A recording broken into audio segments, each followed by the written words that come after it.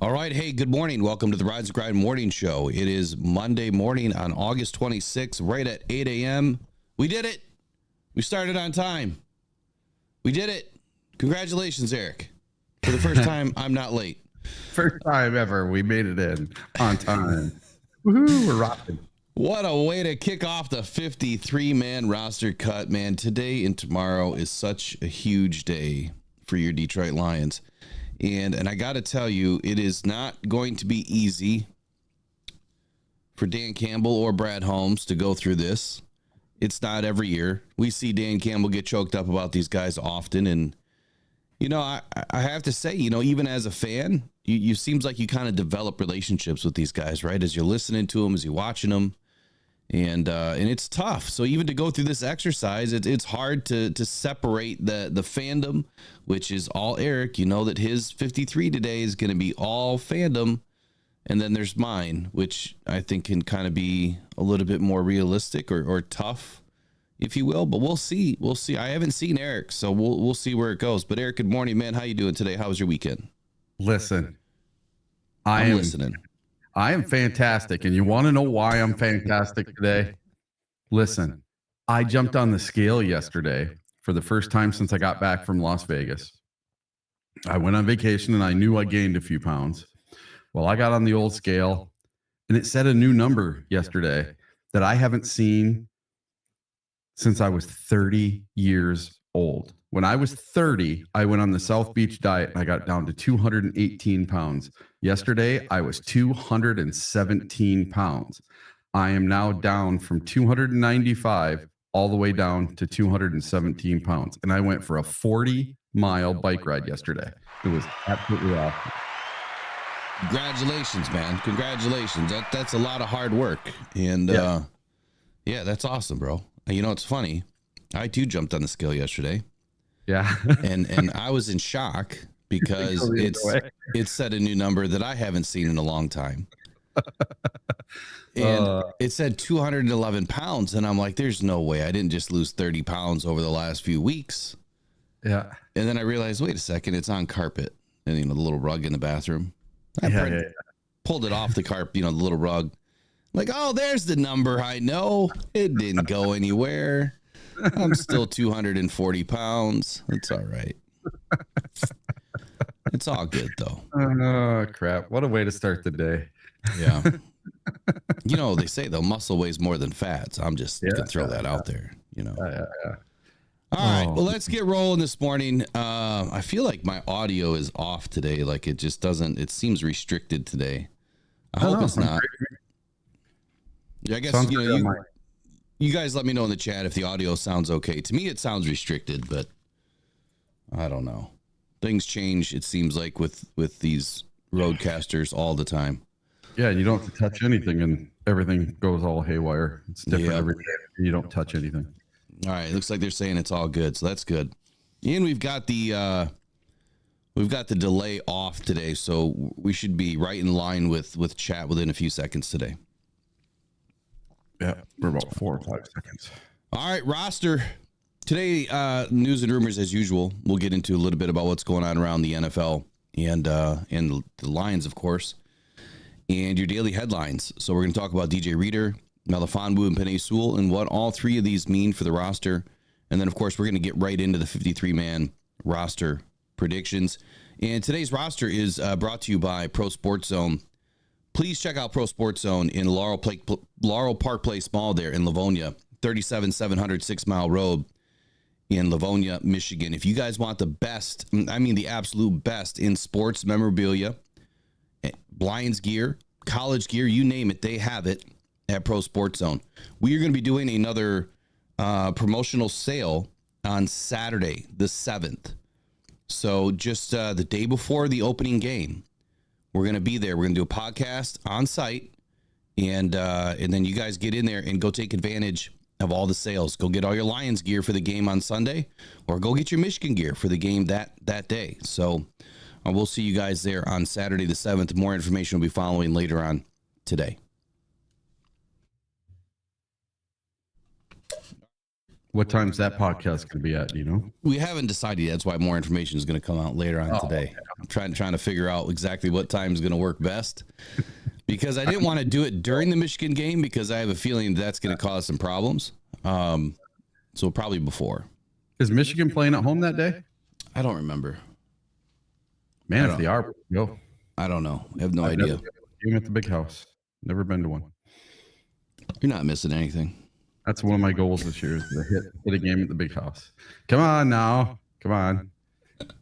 Got to support our Michigan team. You know, what's his name's there? You know, he's not there anymore. Both of them, Harbaugh and, cheater dude. Stallion or whatever his name is? Stallions. Is that his name? Stallions? Yeah. Stallion. So it might be a much different season for U of M. We'll see. We'll see where it goes. Could be a different season. You know, Michigan State's got the next Calvin Johnson on the roster. Do they really? Oh, yeah.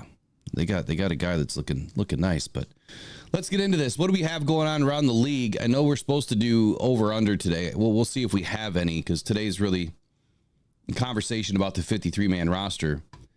But Melifonwu, so troubling update according to Sporting News and others about Ifeatu Melifonwu. After this Saturday's game, Dan Campbell addressed the media and spoke to Melifonwu's injury. Now, before, they weren't thinking that this was anything long-term. And I just don't, I guess I don't see that. And I could be wrong, right? I mean, I've been wrong plenty of times before. But Campbell said of Melifonwu's status that he's been out for a little while.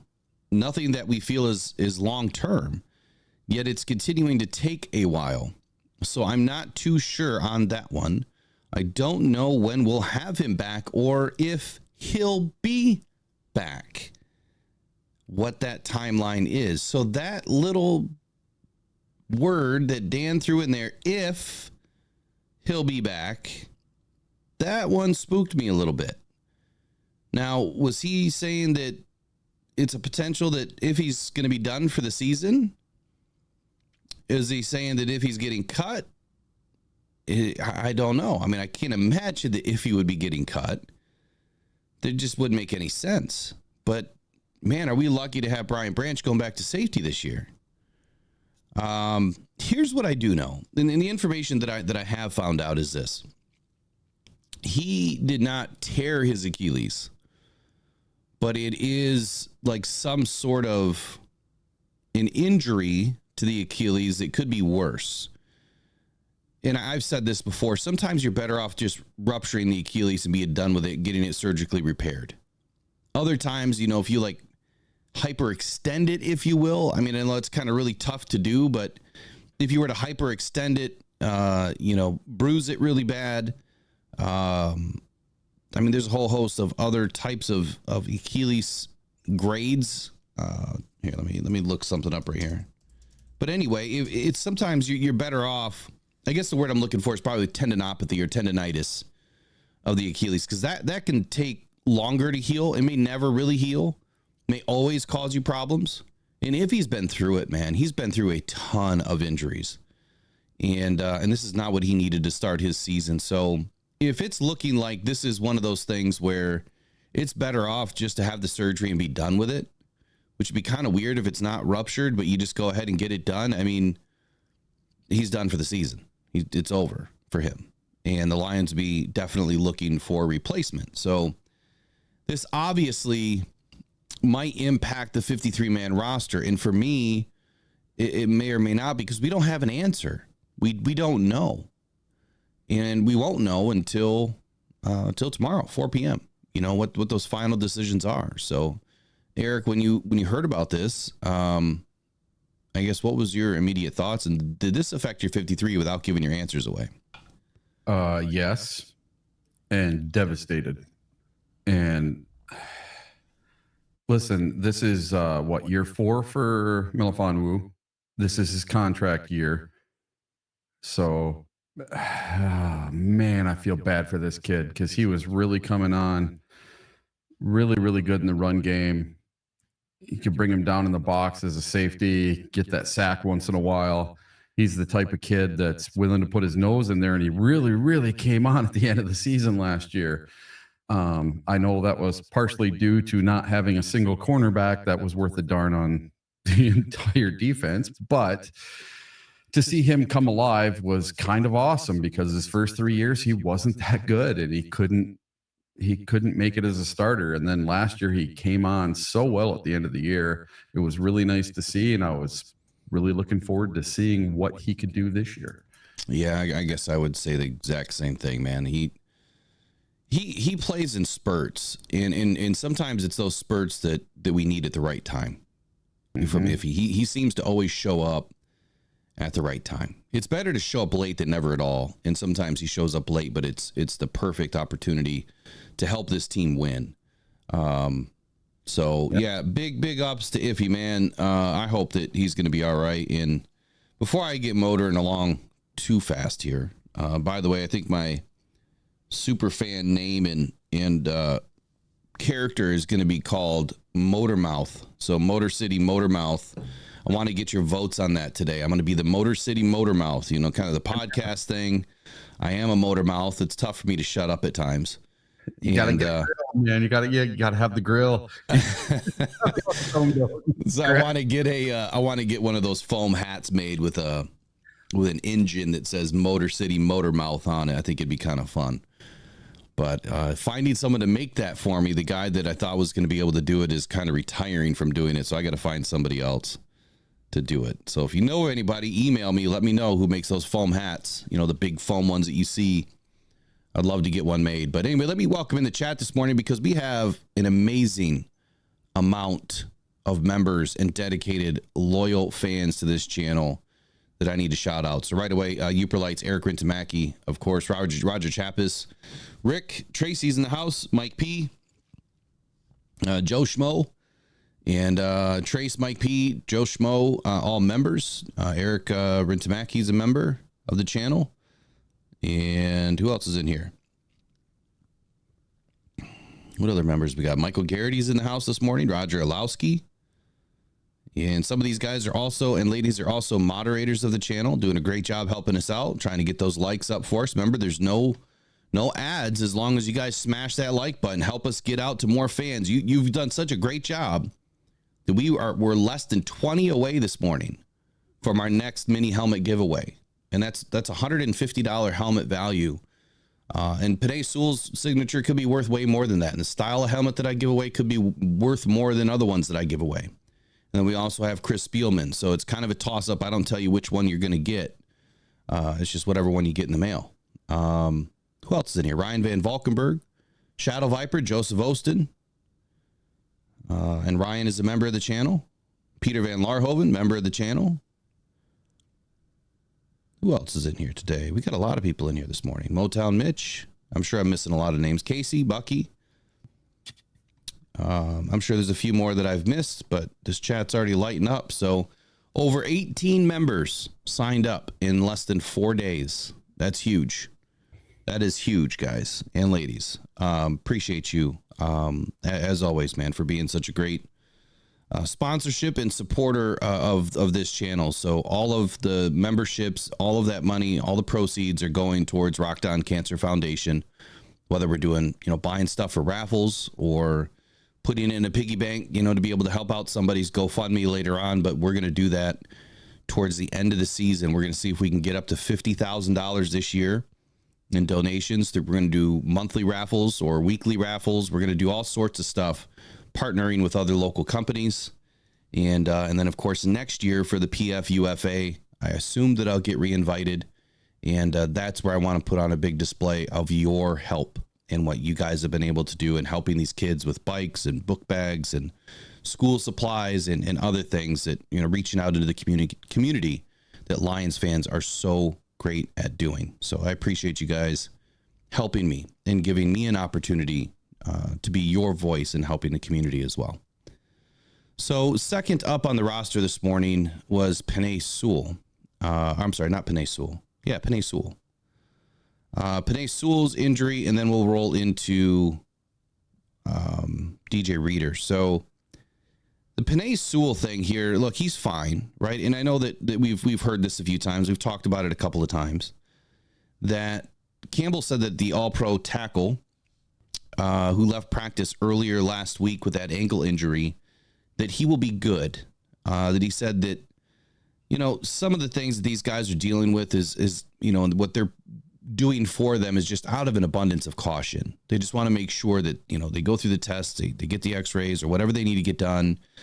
That when they're taken off the field, it looks more grim than what it maybe is. And of course, with Panay staying on the ground and not wanting to move, look, that's what they're trained to do. In any situation where you suffer an injury or a car accident, you're trained not to move, right? Just don't move. Don't freak out. Don't make it worse.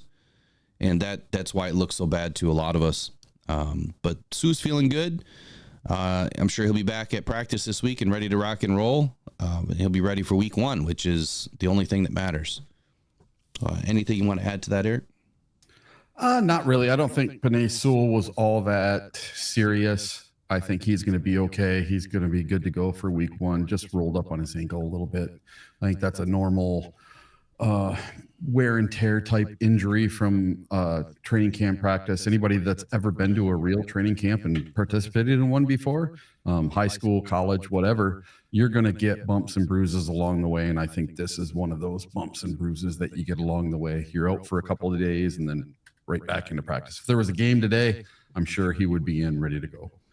Yeah, and now the biggest news of the weekend, outside of the crazy ebbs and flows of the Steeler game, which I was in attendance for, and I got to tell you what, man, are we not the best fans in the world to show up at a preseason game and cause a false start? Yeah, 2 of them. Come on, people. That's incredible. I put that out on Twitter that, who was going to be out there rocking and rolling, for this game, and I was kind of taken aback by a lot of people that started answering that they were going to be there. I ran into to Afroman. I ran into Ben there, which I had the pleasure of meeting him at the PFUFA event, for the Hall of Fame. And he was dressed, ready to rock and roll, looking good. And it was good to run into some people. But, man, the fans were just loud, ready. And I can only imagine week 1, it's going to be insane. Get there early. And if you're coming from the west side of the state, leave early. It took me almost 4 hours to drive a 2.5-hour drive because of all the stupid construction. So leave early, leave way early, if not the night before. Will, can you put up a poll for me? Sure. Will we, week 1, as Lions fans, break the decibel record against the Rams? I think that's the game to do it. Yeah. You guys think we'll break the decibel record? I think we spell decibel. So the record is 142. We were at 136. So we're going to need 6 more decibels than last year. And for the preseason game, they sold out of standing room only tickets for a preseason game. So I can only imagine how fast those standing room tickets are going to go for, just how fast they're going to go here in a couple of days when they release those standing room only tickets. What's the current record? Isn't it 142.4? Yeah, 142. And that's KC and the Seahawks before them. We're at 141. Yeah, and as far as the standing room only tickets being sold, I think that there's a strategic reason for that during preseason, because they are the cheapest tickets you can buy, and then you can find seats to sit in. Yeah, sure that's what a lot of people do. There's so many people that didn't show up, that are season ticket holders that just don't go to the preseason games. Yeah. Someone's saying that you're having a little bit of an echo this morning. Let me just double check here. That should be off. Yeah, sometimes it comes in and goes out. I'll just double check it real quick. It should be off. How am I sounding now? Yeah, it's echo cancellation's on, so you should be good to go. We'll just roll with it. I haven't noticed anything. All right, so that's really it for news and notes today, outside of the biggest one, DJ Reader. So I am really taken aback by this. I did not expect at all that the Detroit Lions were going to release DJ Reader off of PUP, or off of PUP, off of IR, whatever he was on. He was on the PUP list. And the fact that they have released him off of PUP just totally changed what can happen for the 53-man roster. Now, you guys know I kind of called out the Lions last year for the whole Mosley snafu in a good way. I wasn't being negative. But I thought that Mosley should have stayed on PUP to enter the season, or NFI or whatever. It would have been NFI. So that way he could have come off of NFI at any point in time after 4 weeks, right? Same thing for DJ Reader. You bring in a player that is coming in with an injury. He could have remained on the list, and then he could have been free to play after 4 weeks. And with the Lions having a week 5 bye, that means that he would have been back week 6, ready to rock and roll, and we would have only played 4 games. I think that we can survive the first 4 games without DJ Reader. And the fact that we still probably won't see him week 1 means that, let's just be realistic here. This is going to be his first day of practice today, if there's practice today. Yeah.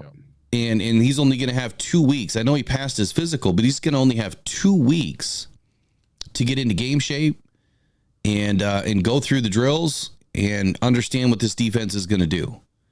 I don't think that's enough time. The benefit that we have right now is the Detroit Lions are going up against a Rams offensive line that is tattered.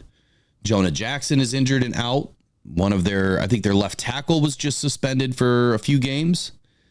And I think that there was another player that was out on the offensive line. So they're missing 3 of their starters. I am really confident in our backups right now on the defensive line to go up against, not only their starters, but half of their starting crew. You would think that we would be able to dominate. Now, I thought the same thing last year going up against the Kansas City Chiefs, and it just didn't happen. Like, we didn't dominate like we should have. There was a few games last year that we should have dominated, with a lot of offensive lines out, and we didn't. So maybe I'm giving them too much credit, but I guess to me, this is a game that I feel we should be able to dominate with that many players out. Let's say he comes back week 2. That would be phenomenal. I think that's the earliest he can come back, realistically. So my question to you guys is it too early? Are the Lions potentially playing with fire here? This is the realistic side of the show where, I like to be that guy that plays devil's advocate with you a little bit. I don't want to see another Mosley situation. I don't want to see where DJ Reader is rushed back and re-aggravate something because he's trying to rush to get back, where he could have taken the pressure off and just said, we'll see you in week 6, but you'll be back in practice, because they could start the 21-day window after week 1. Then he would have had plenty of time. They could have started the 21-day window today if they really wanted to. They could have done anything that they really wanted to do. But I feel like putting DJ Reader, now he has to make the roster. Has to. So now you're losing a guy off of the roster that potentially should be there. Maybe I'm wrong in that maybe there wasn't 6 guys that should have made this team. Maybe there's only 5. I don't know. Eric, what do you think? Well, Michael Garrity put something up here in the chat. Let me see if I can find it. And he said, do you guys think that Reader's activation is due to Martin's injury? I don't believe so. I don't think that Martin's injury is all that bad. Sounds like something with his arm. He hyperextended his arm, and I think he's going to be just fine. Might be sore for a week or 2, but he's got the next 2 weeks off. It was a knee. It wasn't an arm. Oh, okay. It was his knee. Yeah, but, I forgot. I totally forgot about Martin, so we'll touch on him too, but keep going. So he was what, a hyperextension? That's what it sounded like. So it sounded like, late in the third quarter there that he was taking a step back when he was, if I remember correctly, he was being pushed back and took a step back, and his knee kind of buckled a little bit, right? So the kneecap went in, right? Oh. Right. So it would hyperextend the backside of the knee, which, the ligaments, the tendons, the muscle, and knees can be funny. So the mechanism of this injury could cause a hyperextension. Now, if that happens, you can suffer bone bruise, ligament damage, small tears. There's a little sprain that could happen in there, or big sprain that could happen in there. Now, if you remember, just before the NFC Championship game last year, Frank Ragnow sprained his knee, MCL sprain. Very similar type of thing going on here with as far as the pain, what it's going to take to get back. This could be a few weeks, that he's suffering. Doesn't mean that he can't play. He could throw a brace on it, wrap it up, throw a brace on it. It could be fine. But they're probably going to want to take their time with him. And I guess to answer, the question there in the chat or the statement, I don't think that this is a 1-for-1 trade-off here, because I still think that the DJ Reader's not going to play week 1. I mean, it would be great if he did, but I don't see it happening. I would rather be wrong, and I'd rather have DJ Reader have a phenomenal game.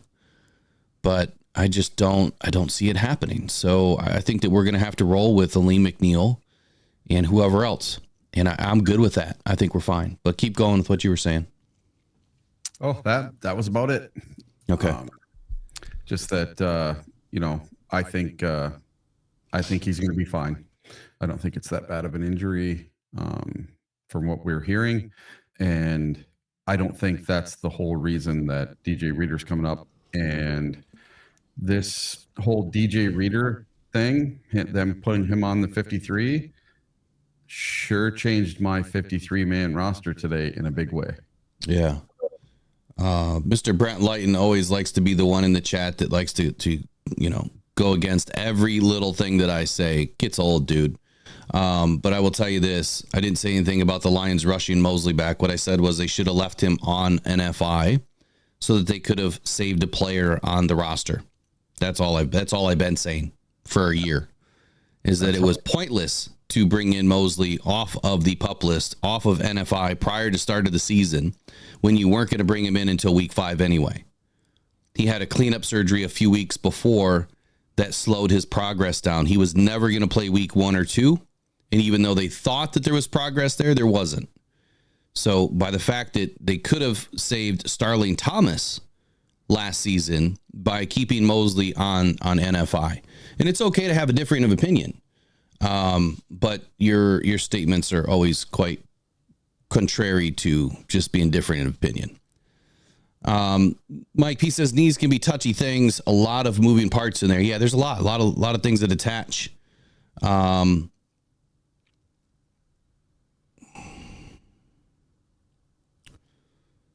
We're not talking about this year, Brent. We're not talking about this year at all. Pay attention. We're not talking about this year with Mosley. We're talking about last year. So we'll move on from Mosley. Mosley's done. He will never be a Detroit Lion again. His career is probably done. He's definitely done as a Lion. Unfortunately. Yeah, and that sucks. We're not talking about this year with Mosley at all. So I'd rather see DJ Reader ready to go for the last 3 quarters of the season and not potentially having a Mosley situation where you take him off of the list. And the whole point that I'm trying to make is if you take him off of the list and now you have to put him on the roster or off the roster, which means he's not on your team. Those are the only 2 choices. So by leaving him on the list to start the season, he could have come back after 4 weeks, which means, and we'll get into the 53-man roster here in just a moment, that certain players won't be on this team now. We're going to be missing a guy. And maybe they won't be, or maybe they will be. And maybe the Lions still keep 6. Maybe they keep 7. Maybe that, they go deeper in areas and they don't keep 3 quarterbacks. Or maybe they only keep 4 wide receivers and not 6 or 5. So it's a numbers game. We know that. And I feel like if you can stash players on a list, rightfully so, that benefits your team in the short term. Long term, it's really going to help this team down the line. But that option is now gone.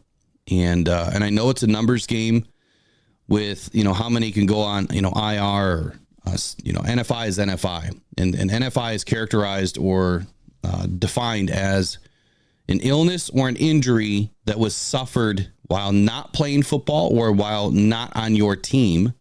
So if they're incoming with an injury, that's NFI. If they're incoming with an illness, that's NFI. If they have an illness or an injury outside of playing football, riding their Sea-Doo, ATV, which we've seen, those are NFI.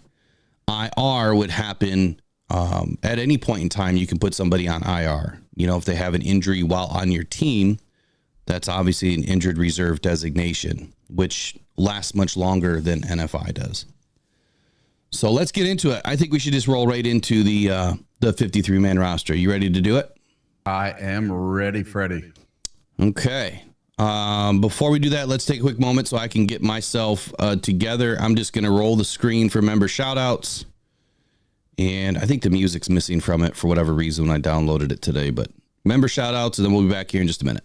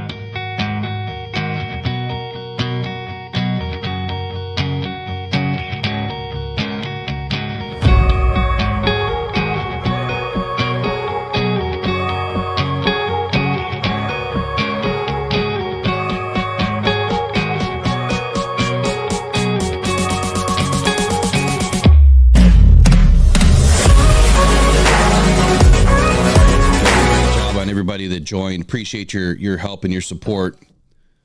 Eric, you're going to get the honors to go first, and I think that we are going to start with quarterbacks because that's probably the easier one, or used to be the easier one to try to figure out. This year, I'm not so sure, especially with the way things kind of transpired here in the last few games, or the last two games, I should say. So let's kick it off with quarterbacks. You're going to love mine. I got a big surprise that nobody's going to see coming. Uh-oh. What does that mean? Are you guys ready for this? I guess we'll find out here in a second.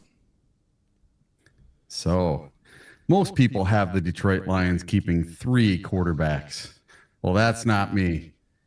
I'm going to kick Nate Sudfeld into the sun, and we're going with 2 quarterbacks. We're going into the sun. Wow. Goff and Hendon Hooker, and good old Nate Sudfeld is going back to Brighton Community College, and Jake Fromm is going to go to the practice squad. So right there you go. That's what we're doing with the quarterbacks. From my perspective, Fromm, he even outplayed Nate Sudfeld. I can't stand the guy. He's like Tim Boyle to me, or David Blau, or one of these other guys that just could never get it done. Had all the hype in the preseason coming from the coaches and everybody else saying, oh, he's going to be so great in practice. And then you get them into the preseason game and they suck.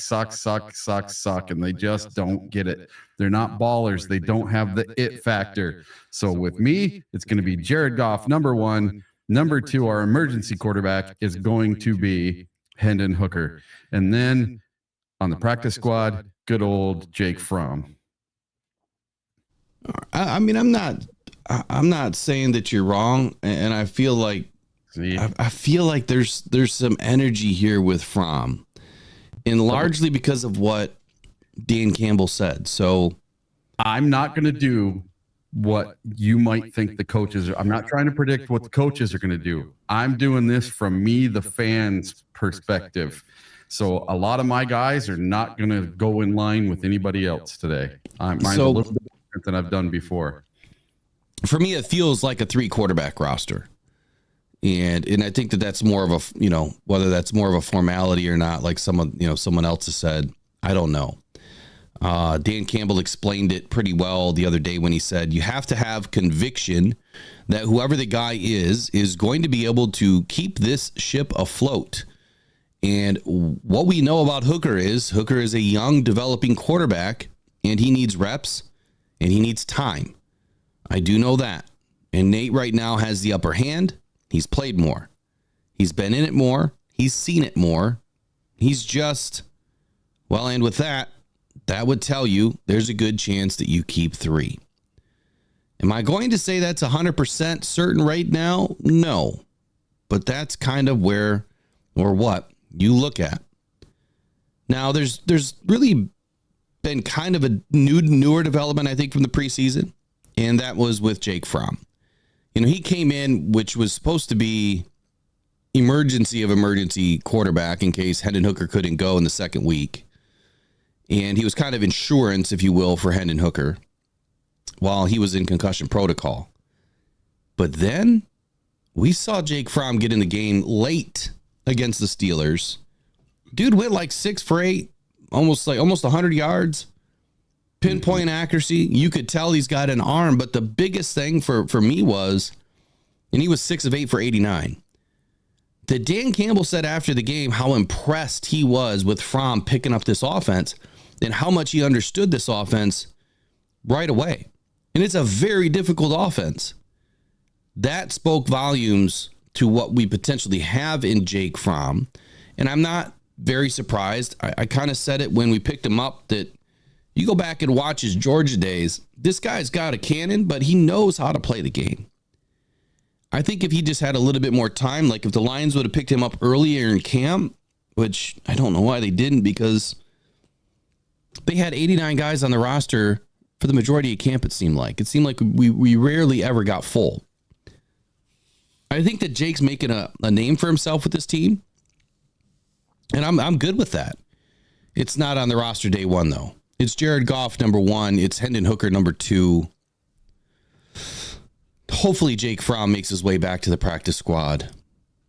But Nate Sudfeld, this is where I'm like, Like, are we really going to do this to ourselves? Are we really going to put a third quarterback on the roster? Are we really going to do it? Because it's not that rule that everyone keeps, alluding to. That rule is only valid in season when they're on the roster and they're elevated for the game day roster, that they don't count. That's it. But 53-man roster, they count. So I too, I'm throwing Nate back to the Wolves.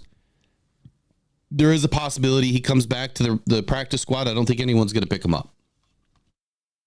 So I got 2 for quarterback: Jared Goff, Hendon Hooker. Jake Fromm's coming back to this team on the practice squad. I hope. I would much rather see him develop than Nate Sudfeld. Sudfeld's been around for 9 seasons, and he clearly has shown that he hasn't grown. He just hasn't.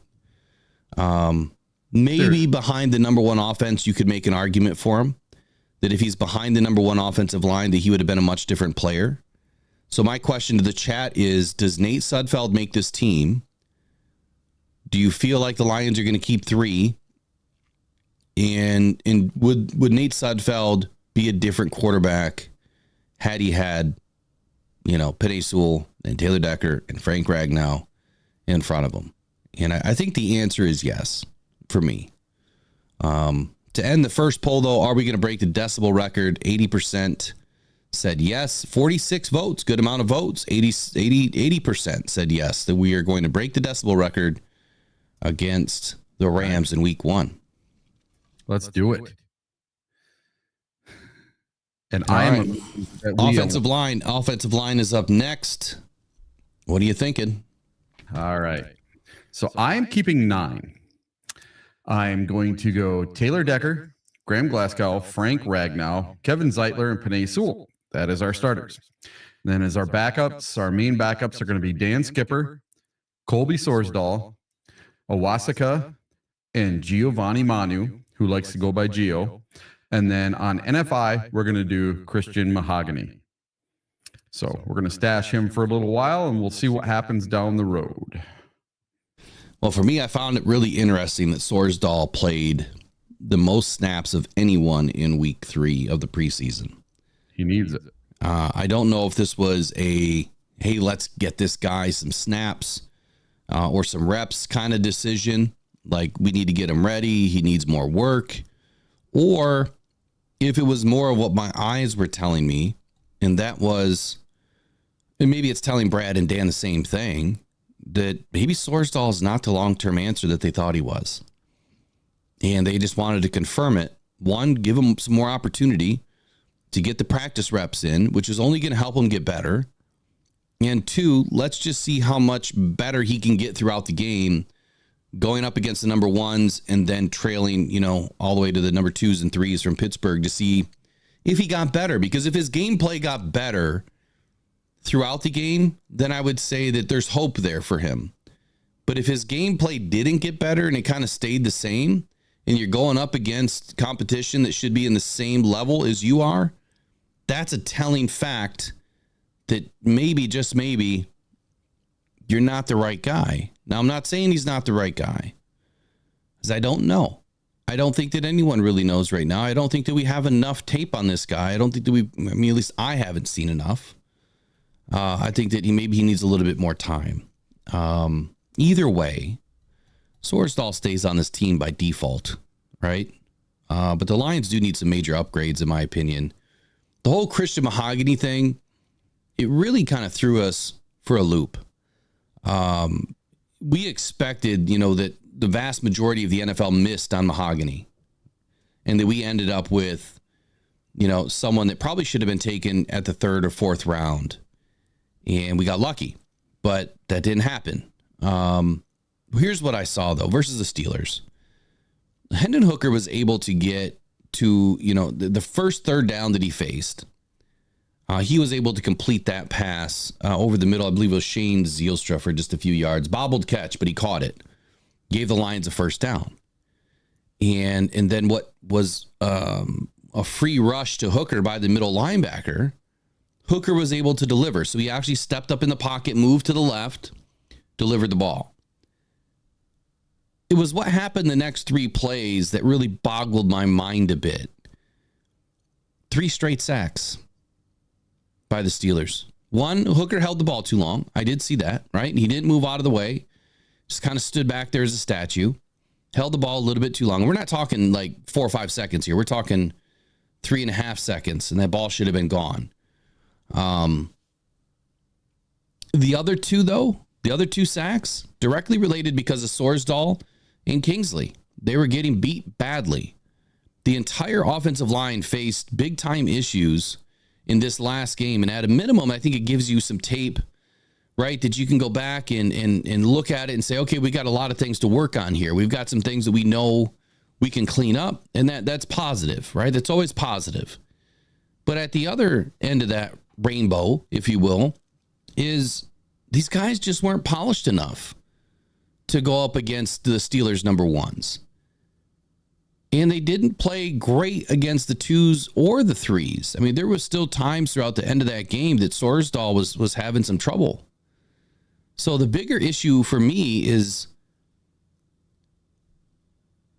what are the Lions going to do now? Right? We don't have a choice. Like, we have to assemble the team, and I think that they're going to continue to look. I think that, after cuts happen, the Lions are probably going to be active. Would you agree or disagree, Eric, that our backup offensive line is not as good as we had hoped? No, not even close. And you got to realize Manu is coming along slowly.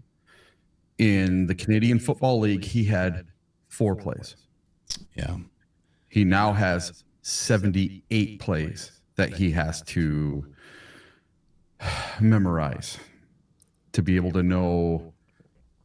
Some of them are the same thing, but 78 different things he has to remember to do on a single play. And it is a lot to put on his plate. He's not quite there yet.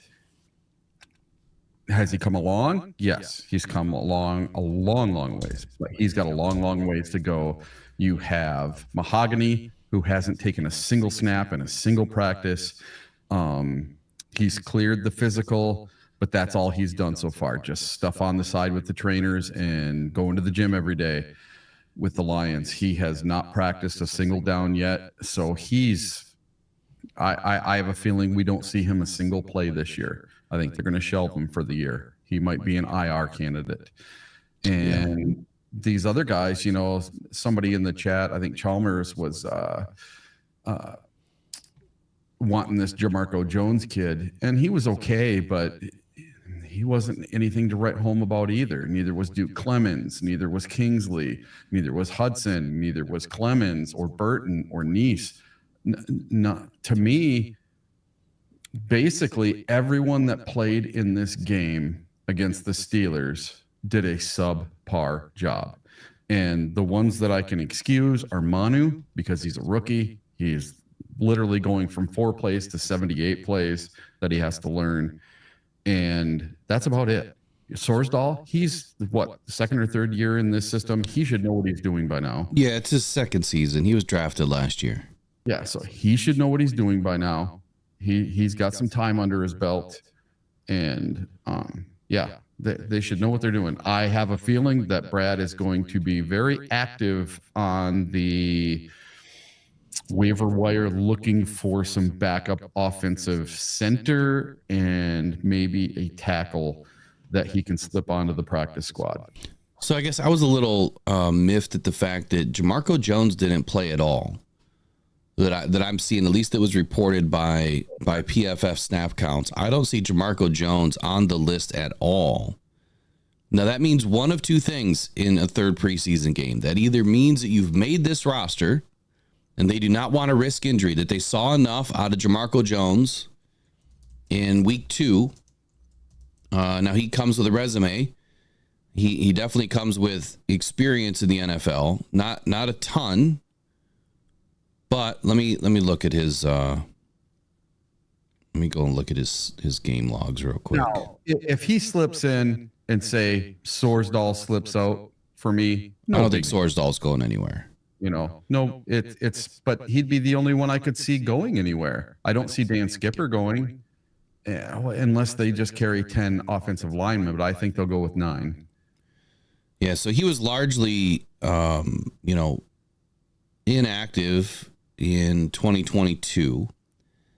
And I can't remember the full story on Jamarco Jones. I feel like he got the start, played a lot early in 2019, 2020, and 2021. And then I cannot remember which team.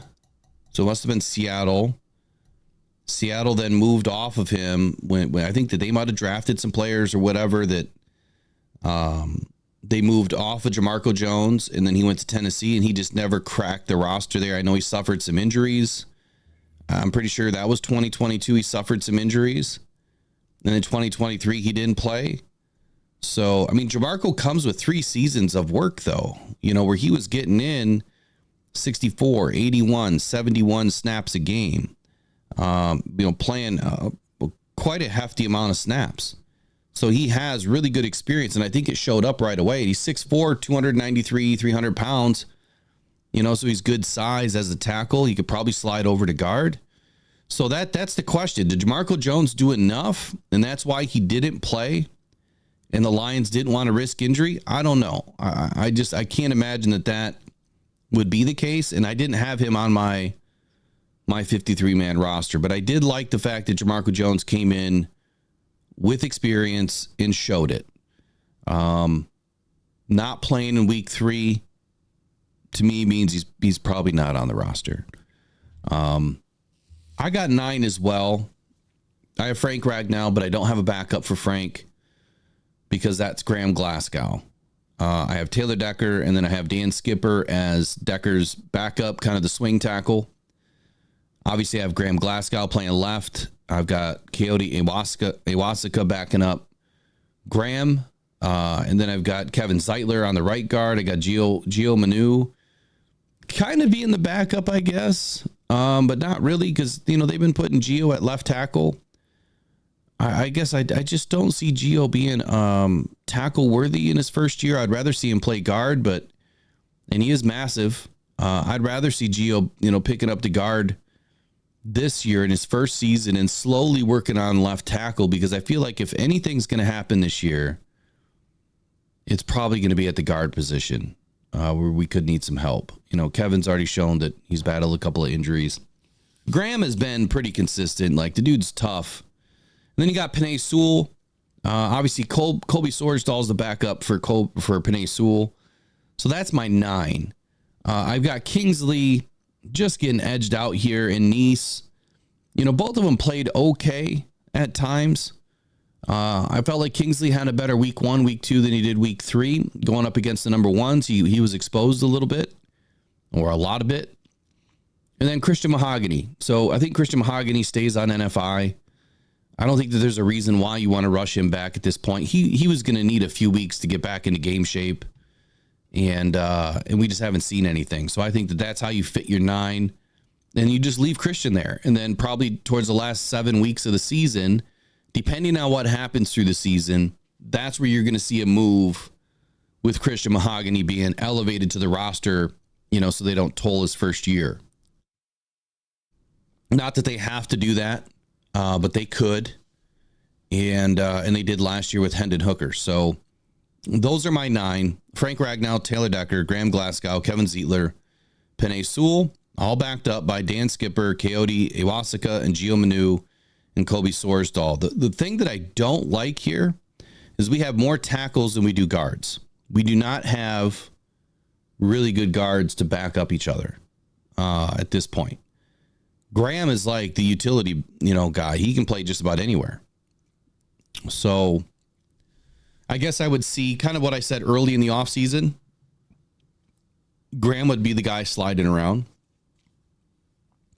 before anything else at center. I think that Graham would slide down to cover center before we kept a center that would come in for Frank. Does that make sense? Yeah. So I got 9. Like I said, I found it interesting that Sorsdahl played well. I mean, he played the entire game. He played well into the fourth quarter. He played the most snaps of anybody in that game. All right, running backs. What do you got? Oh, this one's another really easy one. David Montgomery, Jahmyr Gibbs, Craig Reynolds, and Sione Vaki. So the guys that I'm kicking out are Jake Funk, who had a good game in the last preseason game, Jamar Jefferson, who scored 2 touchdowns in the last preseason game, and Zonovan Knight, who was getting it on in the last preseason game. Man, those 3 running backs did an awesome job in that last preseason game. But I think for all 3 of them, it's just a little bit of a little too little, a little too late for them. And this Sione Vaki kid is a little too electric to not put on the 53. I mean, he's playing offense, he's playing defense, he's catching the ball out of the backfield, he's running the ball out of the backfield, he's an ace on special teams, he's doing returning and everything else, and he's a gunner. He's doing absolutely everything on the field. And Brad Holmes got himself a winner. So there's my top 4: David Montgomery, Jahmyr Gibbs, Craig Reynolds, Sione Vaki. Here's an interesting development. Matt Landers, cut by the Cleveland Browns. He was drafted this year, and he was somebody that I thought that would have fit nicely as the X receiver option. Now he's got decent tape, but a little unpolished. He's a work in progress, but cut by the Browns. So that could mean that, any hopes for David Bell are probably out. So that's interesting to me. Very interesting to me. Lions have not cut anybody as of yet that I know of. I don't see anything updated. Yeah, I got the tracker up on my screen right now.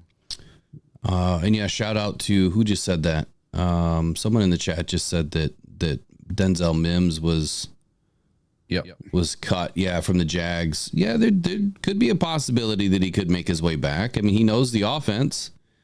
He would fit in. But would he fit in over DPJ going through I don't know. But we'll get there when we get there. So running backs, you had David Montgomery, Jahmyr Gibbs, Craig Reynolds, Sione Vaki. Yep. So Reynolds and Vaki, in my opinion, are going to play a lot of special teams, which is essentially the case for keeping a 4th running back this season. I think with the new kickoff rule, every team is looking to get faster, a little bit more dynamic in the special teams room, because you need guys to get down the field to make a play. And what's better than having a running back or a wide receiver extra on your roster that can be that guy that helps you produce on the offense just in case you have an injury, and also can help you be like a gunner style on this new kickoff rule to get down there and get the stop. So you can never have enough running backs, just like you can never have enough DBs. Injuries are common. It's not if, but when in both of those rooms. And I think that the Lions' chances with both Craig and Vaki, if they have to suit up and run as the number ones, are great. I think that Vaki and Craig Reynolds could hold down our running back room if they had to for a week or two. Yep. If Jefferson or Knight can stick on the practice squad, or if one of them can stick on the practice squad, I think that would be ideal.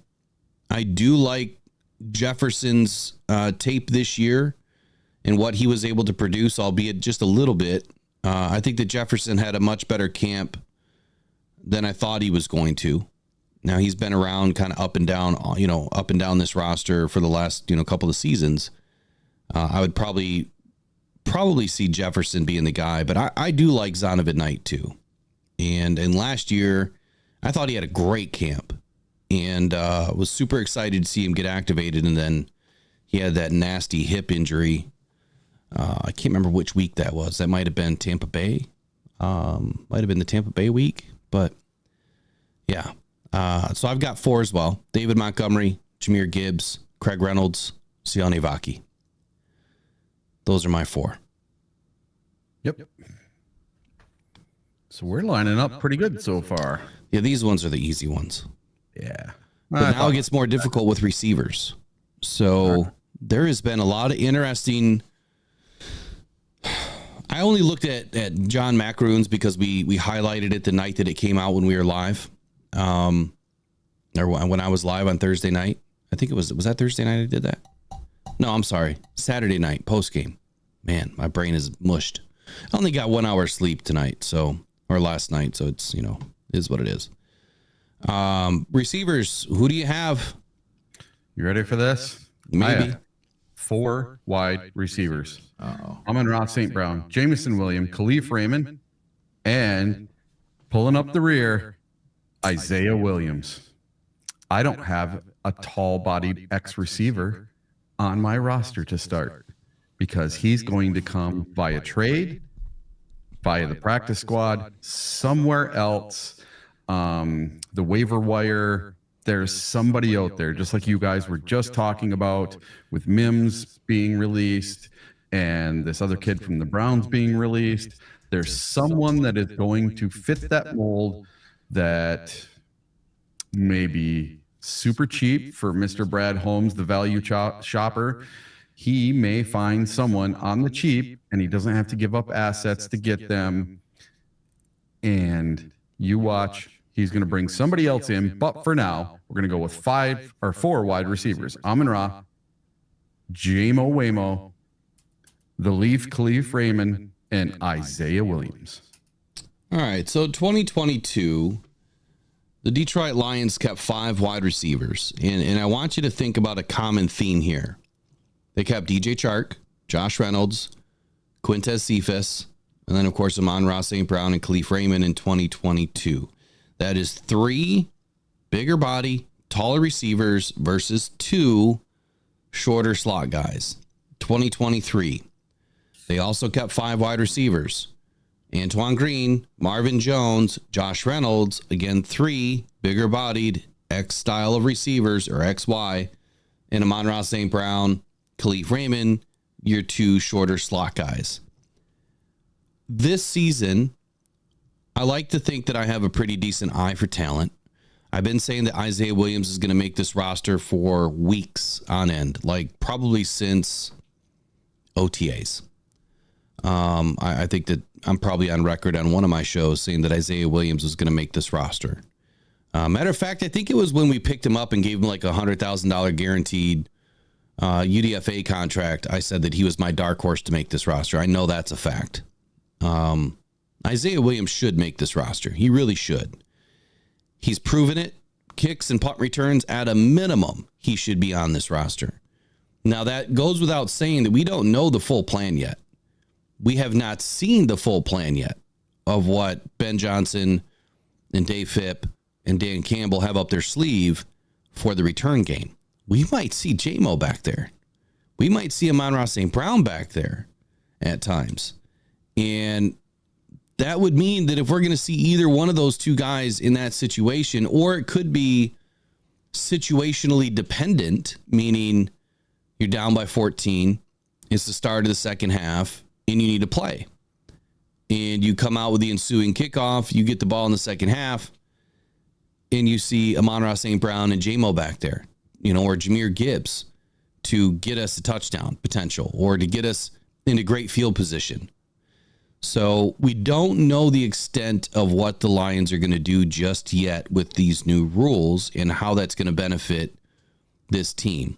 But I still think that Isaiah Williams does enough as a receiver to make this roster. The question to the chat is, has he done enough in your mind?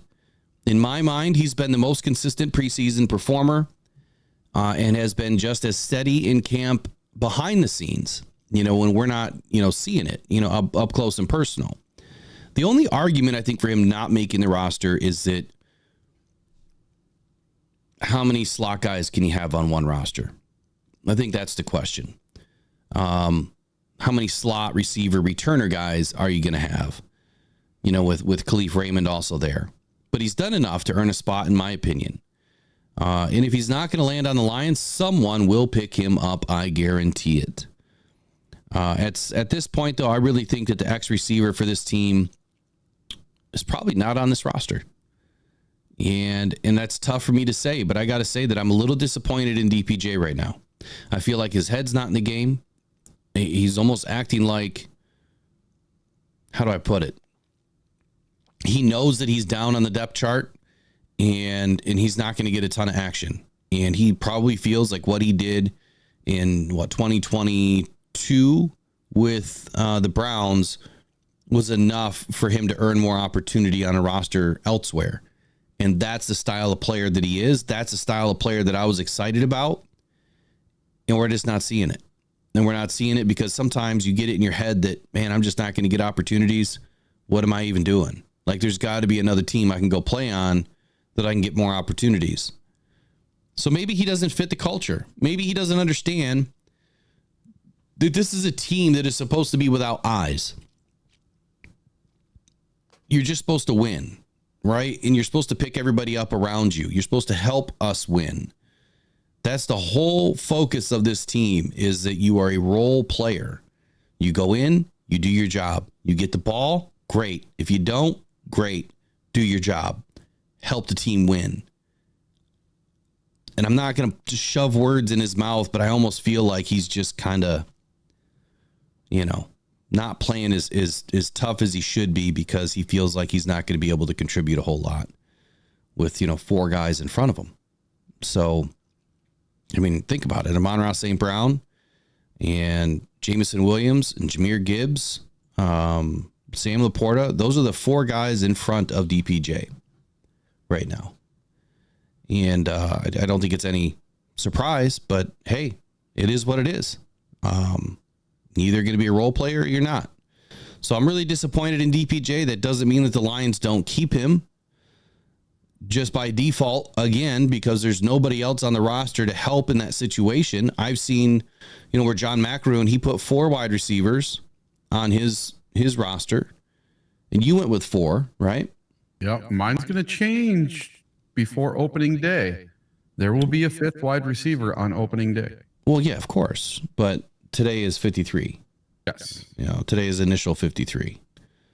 So if they keep a 5th on the initial roster, I think that Peoples-Jones is in.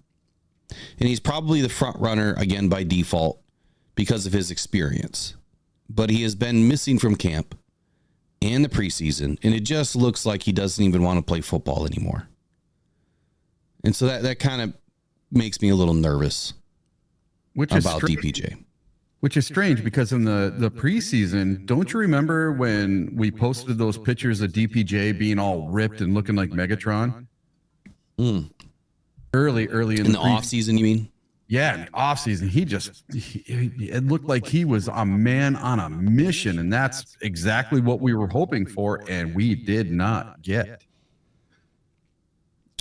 Josh Prince says, who did Detroit trade for next before the season starts? I don't know. I think they got to get through this. They might be trying to work out trades, but here's the funny thing. A lot of people at this point or this juncture in the season going into the 53-man roster think that it's easy to pull off. Hardly any trades ever happen right now. Like, it is extremely rare to pull off a trade right now. And the reason why is if you were Brad Holmes and you're calling me and I'm a GM for another team and you're saying, hey, I got DPJ. What do you want? You know, what can I get for him? What are you offering? You know what I'm going to say? I'll just wait 24 hours. Because clearly you're cutting the guy. Click. I mean, that's the extent of these conversations. You know, they know that they're getting cut. If you're calling to make a trade right now, that player's not going to be on your roster in the next 24 hours. So it's really difficult. But here's what I did, man. Here's what I did. I don't know if I like what I did. Here's what I did. You traded for Ayuk, didn't you? No, hell no. No way. I've got a toss up right now. And look, it's tough because you have to have 5 wide receivers on your roster. I almost felt that the Lions were going to keep 6 at one point, but that was before Antoine Green went down. And, you know, Traquan Smith went down. And nobody really ever stepped up a whole lot outside of Isaiah Williams. We never had an X style of receiver really step up. Darius Fountain showed up in spurts. Donovan Peoples-Jones showed up in one spurt after last week's game, being week 2 of the preseason. But that's about it. Tom Kennedy is Tom Kennedy. I still feel like this receiver room is a benefactor of having poor quarterback play by Nate Sudfeld. I think that this team is much different with Jared Goff, and these players are much different with Jared Goff. And DPJ's been able to perform with Jared Goff. But I've got Amon-Ra St. Brown, of course. I've got Jamison Williams and Khalif Raymond. Those are your top 3. It's been your top 3. I absolutely have Isaiah Williams in here as my number 4 wide receiver today. I think that you have to roll the dice here on Caden Davis. I think that you have to. I think that Caden Davis gives us an opportunity at 6'1", 193 pounds. He's caught 5 balls for 96 yards and a TD in the preseason. And then you also have, oh, shoot. Come on, go back. You also have Jalon Calhoun. Now, he had a pretty decent day, right? But he's only 5'11", 194, so he's another guy that's on the shorter end of the stick. I don't think that Jalon Calhoun is going to make this team. I don't think that Caden Davis is going to make this team. Then you have Darius Fountain, who's only had 2 balls for 15 yards in the preseason. That is not enough to make this roster. I do feel like he is a benefactor, like I said, of poor quarterback play. And then you have Donovan Peoples-Jones, only 2 catches for 31 yards. But at 6'2", 204, he's a prototypical size for an X wide receiver, at least right now in the NFL. And he does come with a boatload of experience. So I'm going to stick with DPJ as my number 5. I don't like it, but it's by default. It's by default that we keep him until the cuts happen. Now, that being said, you know, everyone has to wait until, you know, if there's waiver wire process, has to wait. And the Lions are 27th on the waiver wire. So that doesn't help us. That means that we have to keep somebody until we can get to a point of getting somebody, you know, through the waiver wire. Tight ends, who do you got? All right, tight ends. I have 4 of them. Sam Laporta, Brock Wright as your 2 starters, and then Shane Zylstra and Parker Heese. On the outs, getting booted, I have James Mitchell and Sean McKeon. So I went with 4 tight ends, instead of 3. Most people would not have Parker in there, but I think he did enough on special teams and as an H-back and everything else to make himself be on this team. And he made a couple of really nice catches, even when it was Suckfeld throwing him the ball. I almost want to make a change to my wide receiver room already. You know why? I think it's because Maurice Alexander probably had the best, even though I didn't like his drops early and his fumbles early, he's probably had the best preseason out of any receiver that is in the bottom. And how big is he? He's only a 5'11", so he's another slot guy, but he is a return guy. You know, he's someone that can help us in the return room. He's someone that can play special teams. But then that would mean that the Lions would probably have to, you know, keep him and then designate him to the practice squad when they find somebody else. We are missing height, people. We need a tall wide receiver, and I get it. We have Brock Wright. We have Sam Laporta, who's basically a big receiver. And honestly, after wide receiver 3, there's not a whole lot happening with these guys. They might get, 30, 40 targets a year at most. But sometimes those targets are beneficial for a first down, when it's unexpected that the ball is going to go to them, in tough situations. But I'll just say this. Maurice Alexander is the other guy that I could see the Lions keeping if they don't stick with DPJ, at least temporarily until the waiver wire is helpful to them. But going to the tight end here, yeah, I'm in the same boat with you. I think that, when you look back at 2023, the Lions kept 3. When you look at 2022, they kept 4. And I think that they're in a unique position where, okay, if they only keep 4 wide receivers, then they're going to keep 4 tight ends. Mm-hmm. If they keep 5 wide receivers, they're probably only going to keep 3 tight ends. And that's where I was on it. So I think that the Lions are going to keep 5 receivers by default. And I think that means they're going to keep 3 tight ends as default. Now, hoping that Parker Heast comes back to the practice squad, because this is a position that feels the most unsettled to me. There's a world in which the Lions would keep 4 tight ends, like I said, if they only keep 4 wide receivers. There's also a world in which they keep 3 if they keep, 5 wide receivers. And James Mitchell just has not worked out. This would be obviously one of the Brad Holmes picks that, he rolled the dice on, someone that came in with an, ACL injury. He just has not worked out. I don't feel great about it. I don't feel great that Mitchell hasn't, been one of the top 3 tight ends. But hey, if you can't produce, you can't produce. And even with Hess, adding some value here as a fullback, I really like what Hess has done. I've been high on Hess's list, or he's been high on my list this whole preseason because of what he's been able to do at the H-back position. I could still see him making the team. The front office would like to see that development throughout, the rest of the season, or at least the early part of the season. But it's certainly a tough call right now. And what happens at safety could also be a deciding factor for what happens at tight end. Some of these defensive positions might hinder what the Lions are doing on offense. No matter what happens, our offense is going to be one of the most potent offenses in the NFL. Top 5 for sure. To start the season, might be the best offense there is. But I got Sam Laporta, of course, Brock Wright, Shane Zielstra, I think finally has done enough to show us that he's healed. Last year, Zielstra was leading this group, until he was injured, right? He was leading this group as the second or third tight end. And right now, I feel like he's firmly at the third. Does James Mitchell come back in the practice squad? I don't think so. I think that Parker Heast does. Again, somebody with experience, somebody that you could call up in special teams. And I think that's just where it lies. I really do.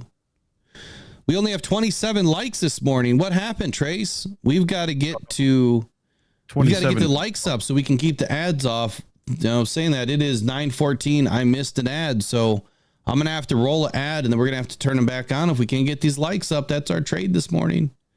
27. Every day, thousands of people are discovering Uber Lights. Michigan's newest, funnest rock to go find on the shores of the Great Lakes. Don't go out with just any light. Try the Convoy C8 from UperLights.com. It's guaranteed for life, and you'll find all the ones everyone else misses. Quality UV lights that are perfect for Uperlights with prices starting as low as $20. Please make sure to visit UperLights.com for all your UV flashlight needs with the best guarantees on the market.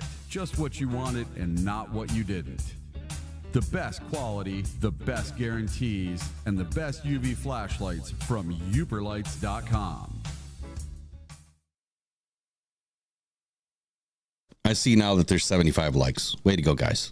I don't know how we missed that, but it's 27 to go to get to 100. Yeah. I thought that she was saying it's 27 out of 100. I'm like, wow, that's really off. They really hate my 53 man this morning. Super low today. Oh man, we've been hitting 100 every day. Let's keep it going, guys. Yeah, you guys have been awesome. All right, so now we're going to the defensive side of the ball, but let me just tally up what I got here. So I have 3 tight ends, right? 3 tight ends. I have 5 receivers, 4 running backs, 9 offensive linemen, with Christian Mahogany going to the NFI list to start the season. Hopefully Kingsley and Neese come back to the practice squad. 2 quarterbacks, Jared Goff, Hendon Hooker, Jake Fromm going to practice squad, Nate Sudfeld probably going to practice squad. Lions could keep 3. I would be really surprised. I just can't do it. I cannot put Nate Sudfeld on this roster. I just can't do it. That is the only emotional pick that I have on this whole roster. So that means I have 11, 15, 20. I have 23 offensive players. That means that we have 30 slots available or 27 slots available for the defense. But we'll start with defensive tackle. Go for it, Eric. Well, I just did defensive line. I got all 11 of them put together. So how do we want to do this here? You just got to separate DT from DE. So inside guys. Let's see. Aleem McNeil. Yeah. DJ Reader. And their backups are going to be Levi, Kyle Pecco, Broderick Martin, and Mekhi Wingo. So there's your 6. Yep. So I'm going to be funny this morning, maybe. When you think of the acronym DT for defensive tackle, all I hear is Detroit. The defensive line is going to be a representation of Detroit this season. Tough, physical, hardworking, blue collar, relentless. That is our defensive line this year. I found it fitting that DT is also the acronym for Detroit. And I'm right in line with the players that you took.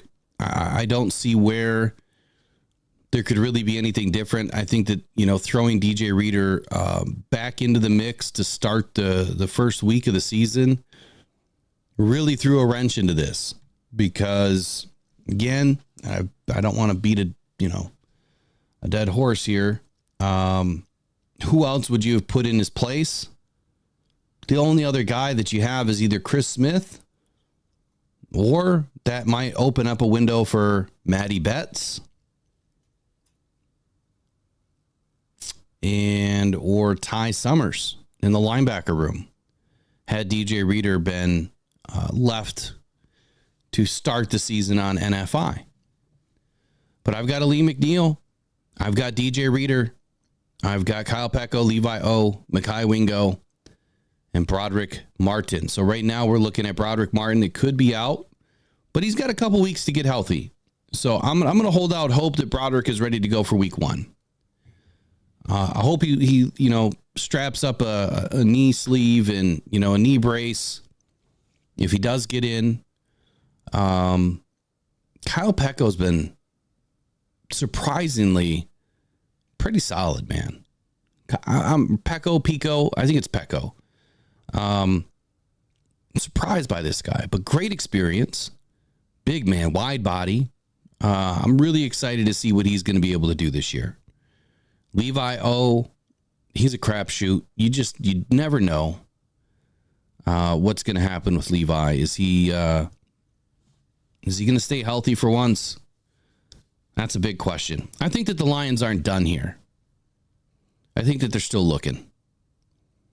I really do. I think that they're still looking on the waiver wire for a defensive tackle. They might have 7 defensive tackles by the time they're all said and done. You know, especially with the ability to only keep 2 quarterbacks that could open up a 7th defensive tackle, which would make sense because, again, Levi O, DJ Reader, Broderick Martin are all injured. Right now, you're starting 3 in week 1 are Lee McNeil, Kyle Pecco, and Mekhi Wingo. Those are the 3 front runners right now. And Levi O, of course, but you know, if Levi gets injured, I mean, then you're down to a pretty thin group. Defensive end, who do you got? All right, this is the mover and shaker of the group. So, of course, we have Aiden Hutchinson, Marcus Davenport, and then we have to figure out who's going to back him up. Who are going to be my 2 guys to help out there? Well, let's see. I'm going to take Isaac Ukwu and James Houston. And Ukwu means that Matty Betts is going to go on the waiver wire and possibly come back for the practice squad, which is where, with what he's done in the preseason, is where I predict he's going to have to go for a little while. So that's mine right there. I'm doing 4. 4? Say it again. I think so. I think 4. So Hutchinson, Davenport, Ukwu, and James Houston. I had 11 total. So, okay. So that would be 10 then, because you didn't have 7 DTs. Oh, am I forgetting Wingo? I think I'm forgetting Wingo on there. Was Wingo not in your DTs? I don't remember. Let's see. 1, 2, 3, 4. No, I got 11. So between all of them, I got Aiden Hutchinson, Marcus Davenport, Aleem McNeil, Levi, DJ Reader, Kyle Pecco, Broderick Martin, Mekhi Wingo, Josh Paschal. Paschal is who you're missing. That's who I was missing, Josh Paschal. Yeah, so he can be, he's inside, outside. You know, he's a DT. He's also a DE. I had them all. Yeah, I have him listed as the DE. I know he was out in the 4th quarter, but I think Isaac Ukwu and James Houston are the guys on the end of the roster for defensive line. And I think that those 2, just because Ukwu, I don't think if you put him on waivers, will make it back to us. Betts, I think if you put him on waivers, will make it back to us because he's been on other teams. He was on the Bears. He was on their in their training camp before and coming from Canada. So I think it's going to scare other teams away. And he was in camp with us. So I think it'll be probably a 80-20% chance that he makes it back to us on the practice squad for old Matty Betts. Yeah, so I think that, there's a few issues here, right? Peter Van Larhoven says, Ukwu and Agudi will not make it through waivers. I would agree with that. J Mommy says Betts won't last a day. I agree with that. Braylon Dennis says Betts will not clear waivers. I agree with that. I think that there's more to these guys than what meets the eye right now, and I think that with the tape that they have put together this preseason, and when you look back at what the Lions have done last year, they kept 12 overall defensive linemen. They kept 7 edge, 5 interior. The year before, they kept 10, 5 and 5. The reason why they kept 12 last year, though, was largely because they had better depth and better players. on the defensive side of the ball that made more sense. Like you didn't want to give up these guys. And we've already suffered quite a few injuries this year. I think that you have to go deep here. Now I had 12 overall, for defensive line. So I had 6 DTs and I've got 6 DEs. You could make an argument for 7. You really could. And I'm probably going to do that. I'm probably going to switch to 7 DEs. So I've got Aiden Hutchinson. Of course, you've got Marcus Davenport. Those are your 1-2 punch. Behind Aiden, I got Mitchell Agudi and Josh Paschal. And behind Marcus Davenport, I've got James Houston, Isaac Ukwu, and none other than Matty Betts. So you have no James Houston. I got James Houston. Oh, okay. Yeah, I got Marcus Davenport, James Houston, Isaac Ukwu, Matty Betts. James Houston isn't going anywhere. Let me explain why. Probably should have started with this. Houston has put up some extremely gaudy numbers since playing in his first NFL game, first snaps back in 2022. Now, you cannot blame James Houston for being injured in 2023. You just can't. And so when I see people make the comment like, well, James hasn't done anything in a while. Well, he was hurt. He was injured.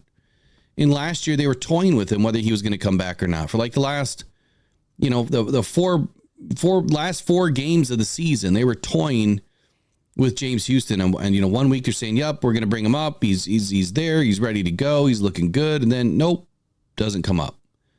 And then the first postseason game, they're saying the same thing. Nope, doesn't come up. Second, same thing. Third, same thing. Then he finally got in. So in his last game, he posted this weekend, 25% pass rush win rate. Now, there is 2 stats that I really pay attention to along the defensive line. And that is your run defense stop rate and your pass rush win rate. Those stats you cannot screw up. Like, these are not, loaded PFF stats that paint narratives. They are what they are. And it's how many snaps are you in the game and what were you able to produce on those snaps? Did you get a stop? Did you rush the passer and create a pressure? Did you get a sack? And ever since James Houston has been on this team, he has been one of the best in the league when it comes to efficiency.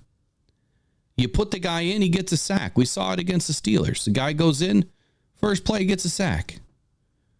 The guy goes in, the first week was it against the Bills in 2022, gets 2 sacks against Josh Allen. I think that was Thanksgiving Day. You cannot discredit what James Houston has been able to do when he's in the game and when he's healthy.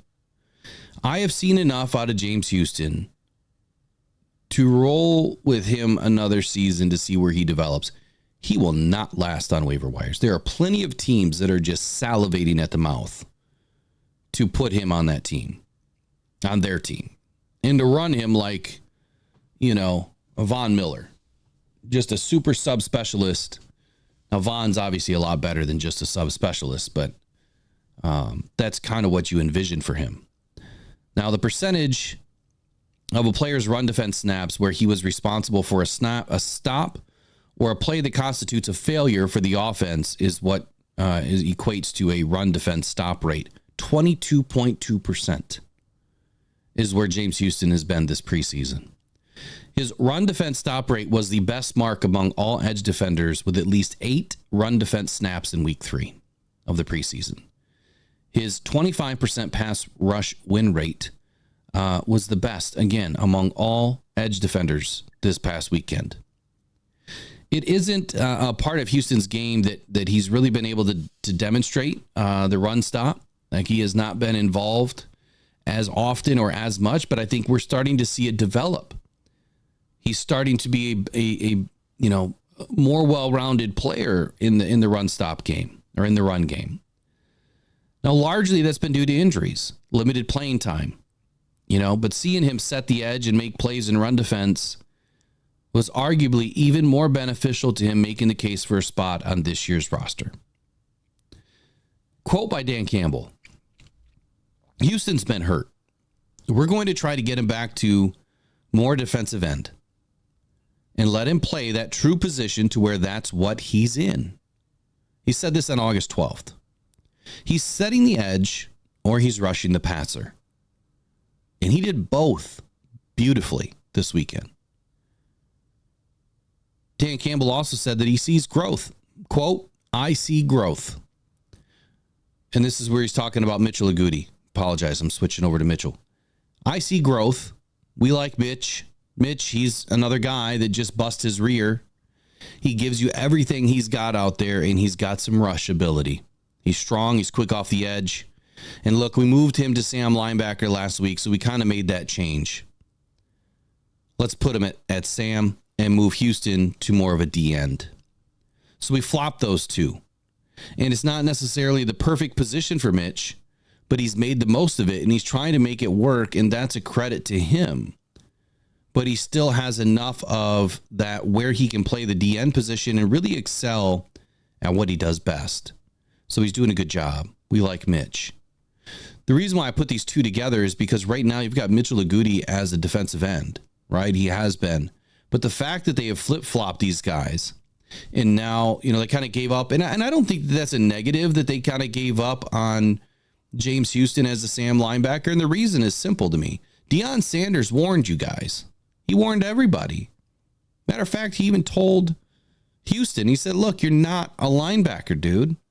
You rushed the passer. And when they made that change at Jackson State, he blew up. I mean, he completely tore apart the field. And that didn't stop as soon as he got his opportunity in the NFL. The fact that Aaron Glenn was toying with James Houston last year and trying to put him at Sam linebacker, I think was a grave mistake.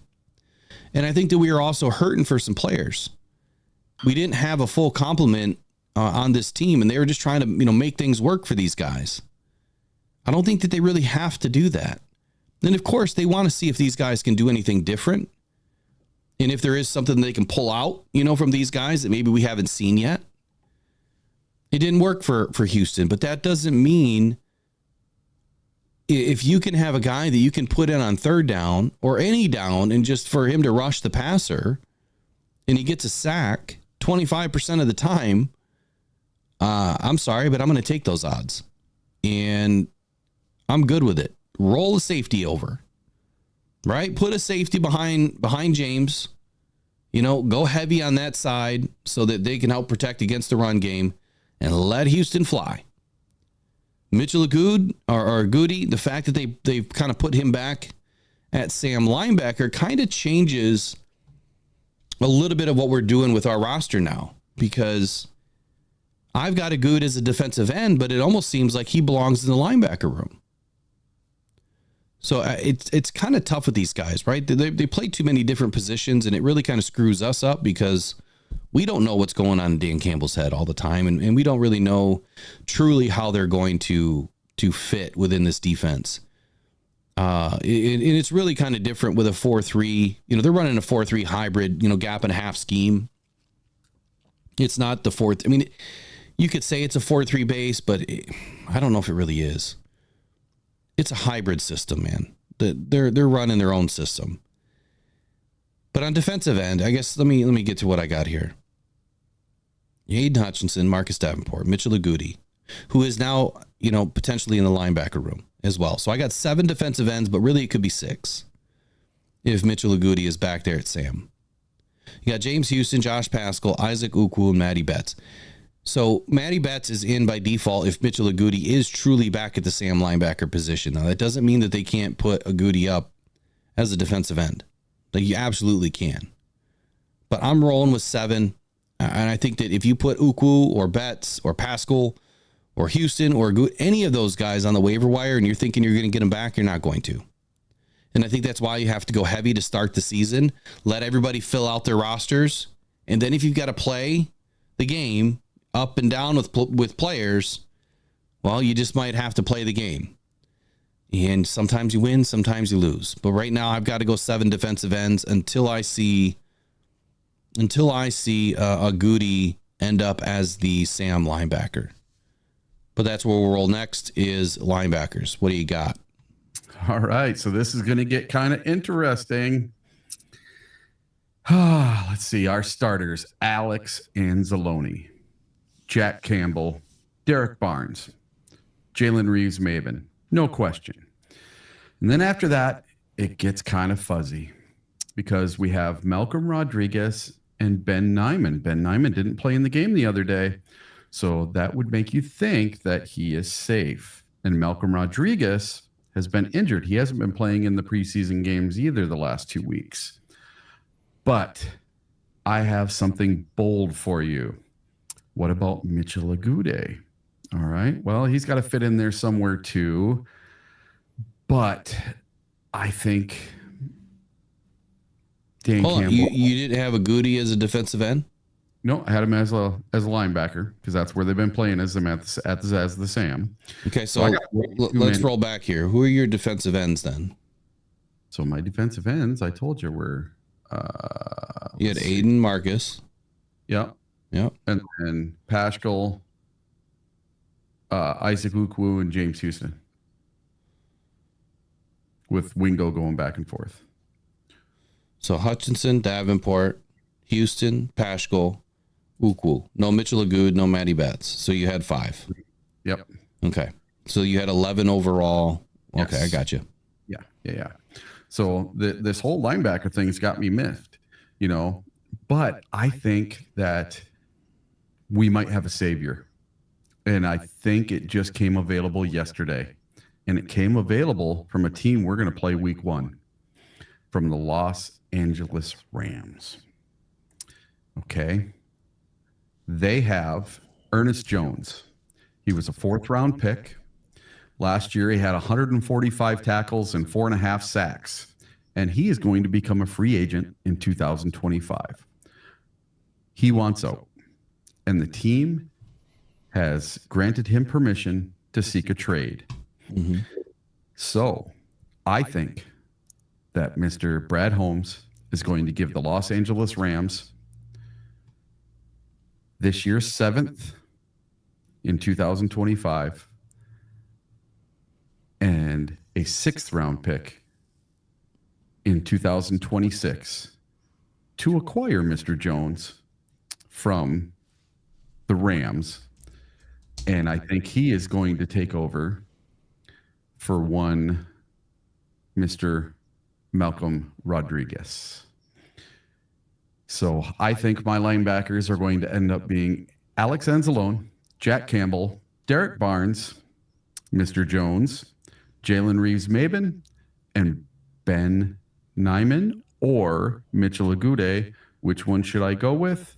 I'm going to go with Agude. You've got me totally confused here. Why is that? So who are your linebackers? So my linebackers, I'm going to have 6 of them. It's going to be Alex Anzalone. Yep. Jack Campbell. Yep.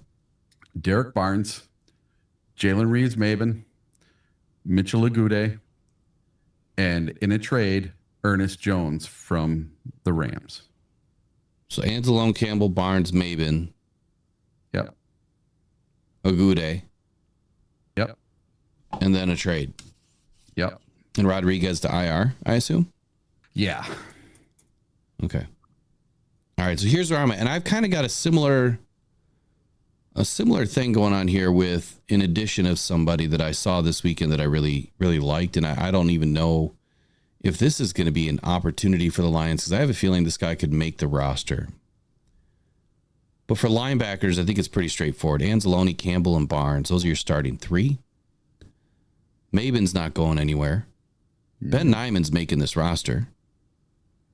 So there's your 5. I think Rodriguez at this point is probably going to go to IR unless I hear something else come available as far as a progress report. There's just don't know what's going on with him right now. I still think the Lions probably would love to keep Rodriguez around, but I think that the immediate answer is you put him on IR. But here's who I like. Nick Herbig from the Steelers. He had a giant game against the Lions. He's posted 6 total tackles, 1 forced fumble, and 3.5 sacks as an outside linebacker so far in the preseason.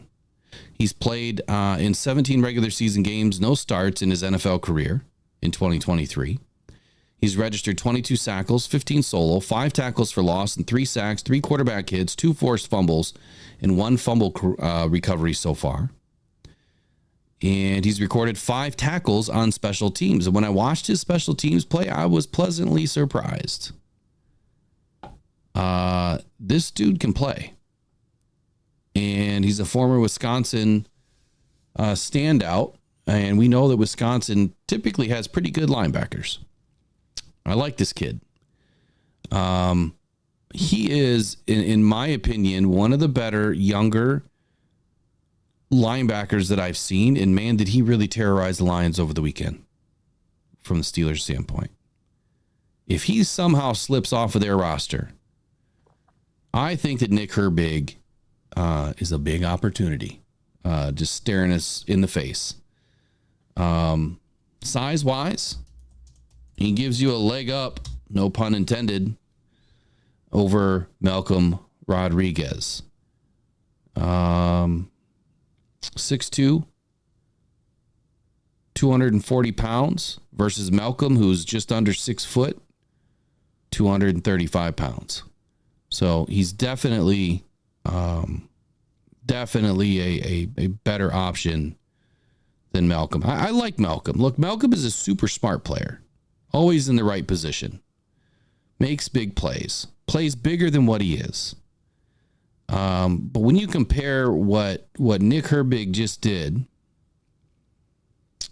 on a per snap basis, he was one of the most efficient pass rushers in the league last season as a rookie. In 74 pass rush snaps, he registered 3 sacks, 8 total pressures, and 2 forced fumbles. And that also included a game-changing strip sack against the Seahawks in a must-win game for the Steelers to make the playoffs. Now, I still think he's making this roster, right? He is stepping into a bigger role as a primary outside linebacker depth behind TJ Watt, Alex Highsmith. But by all accounts, he has taken a huge step forward in his second season.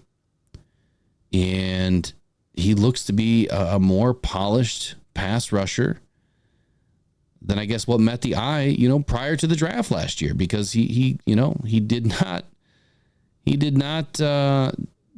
do well. A lot of teams passed on him. So this season, he posted an elite score of 93.1 in all 3 preseason games.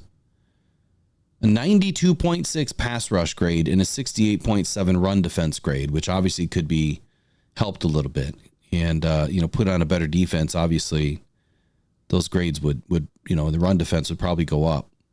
He played in 32 snaps, and out of those 32 snaps, he had 3.5 sacks, 6 total pressures, and a forced fumble. You want to talk about efficiency. That efficiency is better than James Houston's efficiency. So, here is my big play of the day. Do the Lions trade James Houston to the Pittsburgh Steelers for Nick Herbig? Ooh. That I would be in line with. I do like James Houston, but this guy can play all 3 downs. That's the difference. But I loved what Ben Nyman did too. So I got Lions with 5 linebackers. And no, I don't want to see James Houston go anywhere. We're just looking at options, right? And, we kind of look at these things, when you match up against good teams like this. Pittsburgh Steelers have always had a good defense. You get a lot of good tape, right? So you know that the Lions scouting department is looking at these guys and just chomping at the bit when they see performances like this. So Nick Herbig, he is on my list. He is on my list. Uh-oh. One of the Ravens coaches died. What happened? The offensive coordinator or offensive line coach, he was 70 years old. He passed away yesterday. I didn't see that. Yeah. Oh, man. Well, my heart goes out to you, Ravens family. For sure. Did not know, man. Did not know. That sucks. Saw that last night. That sucks. So I've got 5 linebackers. Let's move on to corners and safeties, but we'll start with corners. I got them all lumped together again as defensive backs. So we're going to start with corners, you said? Yeah, we'll start with corners. All right. So our starters are Carlton Davis, Terrion Arnold, and Amik Robertson, excuse me. And then our backups are Ennis Rakestraw, Khalil Dorsey, and Kendall Vildor.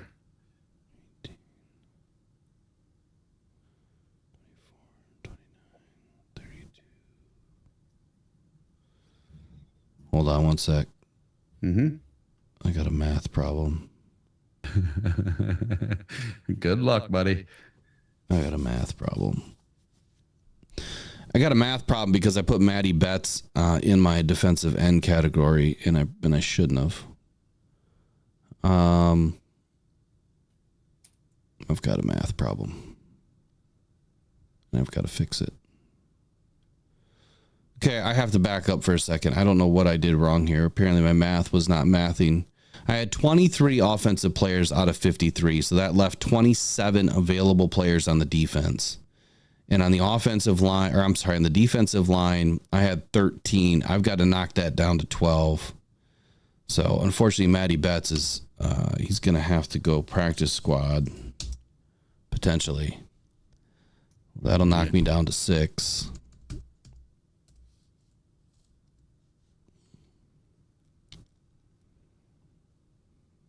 It's tough. Very tough. Yeah, I'm still 1 over. I don't know what the hell I did, but okay. What were your corners again? You got Davis, Arnold, Robertson, Rakestraw, and who else? Khalil Dorsey and Kendall Vildor. Okay. This one was tough for me because I wanted to keep 6. And I kept 6. But it was tough for me because when you look at the math problem that I already have, it was getting down to corners and safeties and who's in, who's out, what the hell's going on with Iffy, is he going to be able to play? Is he going to IR? What's happening?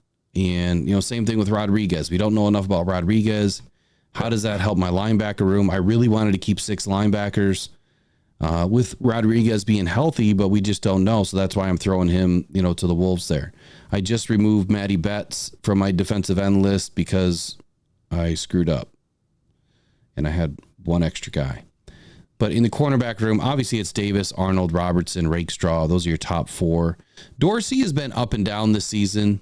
I think he does more good than bad.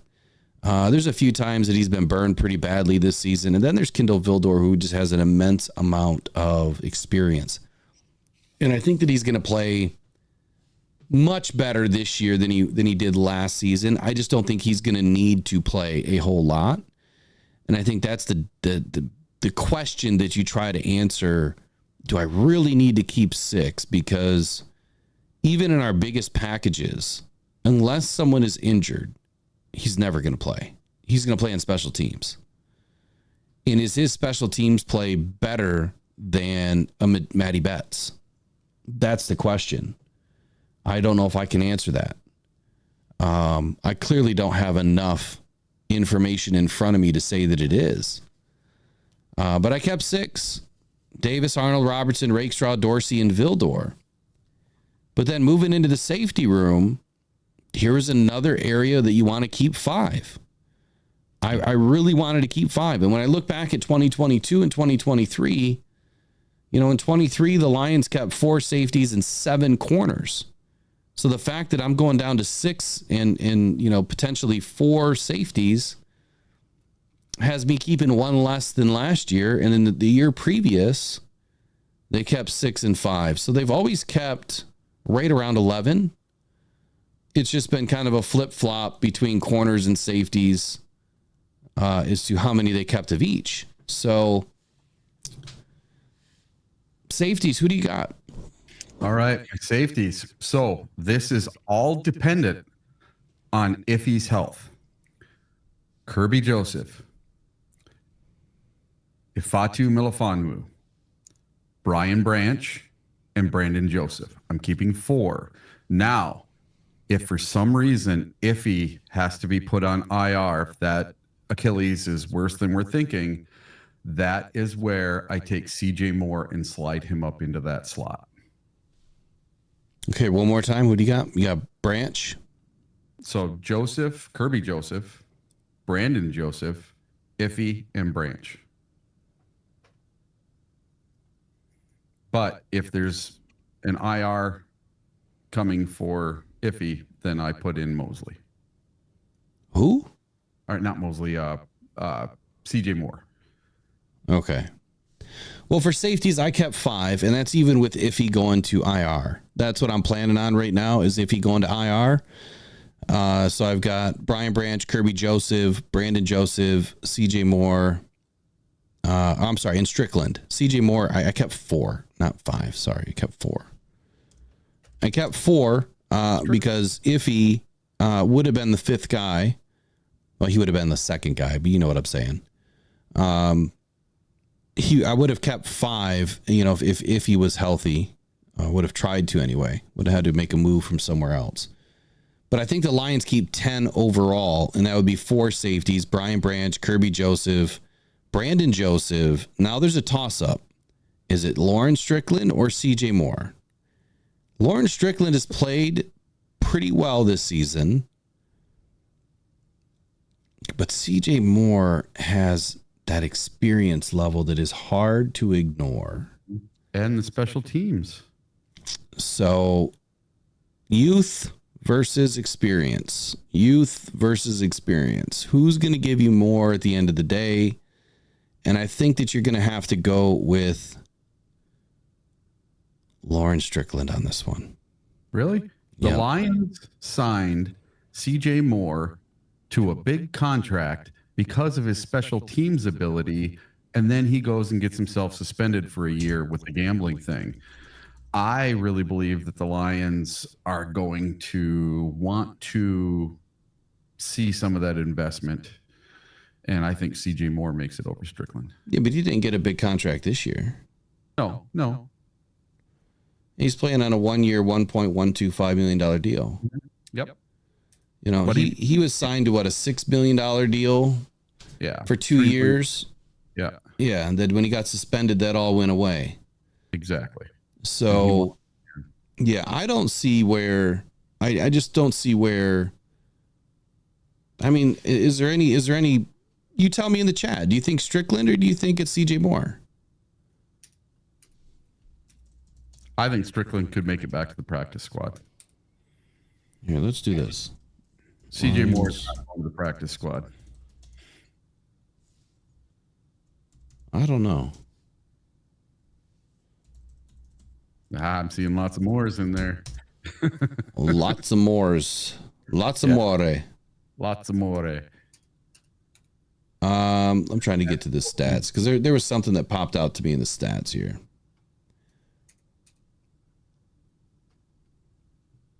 Where the hell was it? Fake ESPN site. Okay. So what I noticed from the Lions defense this past weekend is, and this is a guy that I totally forgot about. I forgot about Ty Summers. I do believe that there's an opportunity for Ty Summers to make this team in that linebacker room. I clearly didn't find a way to put him in, but do not be surprised if you see Ty Summers make this roster over somebody else. The guy absolutely played amazingly this past Saturday, but if you go 4 players down, there's Lauren Strickland. He had 5 tackles. So he was tied for second leading tackler on the day. Now, the only difference is all of those were combo tackles, which means that he was in on tackles with other players. They weren't solo. But CJ Moore was at the bottom of the list. He had one tackle, and it was one solo tackle. So, to me, I think that I would rather have guys that are, in the right spot at the right time. They're making plays. When I look at the snap counts for the Lions, let's see here. Defensive snap counts. Lawrence Strickland played the most, 36. CJ Moore only played in 16. So that would probably lean more that CJ Moore is probably going to make the squad. If you believe in the fact that if less is more when it comes to Wild Goose, that name just is hilarious. Wild Goose. Yeah. Well, if you believe that less is more, then that would tell you that Javelin Goudry would also be making this roster. I don't think that that's even a shot in the dark that he's going to make this roster. If Wild makes the practice squad, I'm getting his jersey. Who? Wild Goose. If he makes the practice squad, I'm getting his jersey. I think he should just almost just have one made anyway. Yeah, man, that's freaking awesome. Wild Goose. Yeah. It's not Wild Turkey. It's Wild Goose. But anyway, I guess where I'm going with this is Lawrence Strickland's made a lot of nice plays. I do believe that, Dan Campbell has come to the podium a couple of times saying his name. I have not heard CJ Moore's name come out of his mouth all year. Mm-hmm. So to me, that's why I'm going with Strickland, and we'll just see if Moore can make it back to the practice squad. But the thing that we're riding on right now is we don't have enough info on Iffy. Yeah. We just don't. Specialist is easy. Jack Fox, Jake Bates, Daly. Yep. But let me add mine up here. I just want to make sure that I'm on the right pace here. So you've got 6 and 6 is 12, and 5 is 17, and 6 is 23, and 4 safeties is 31, and 3 specialists is 34. And you add that to my offense.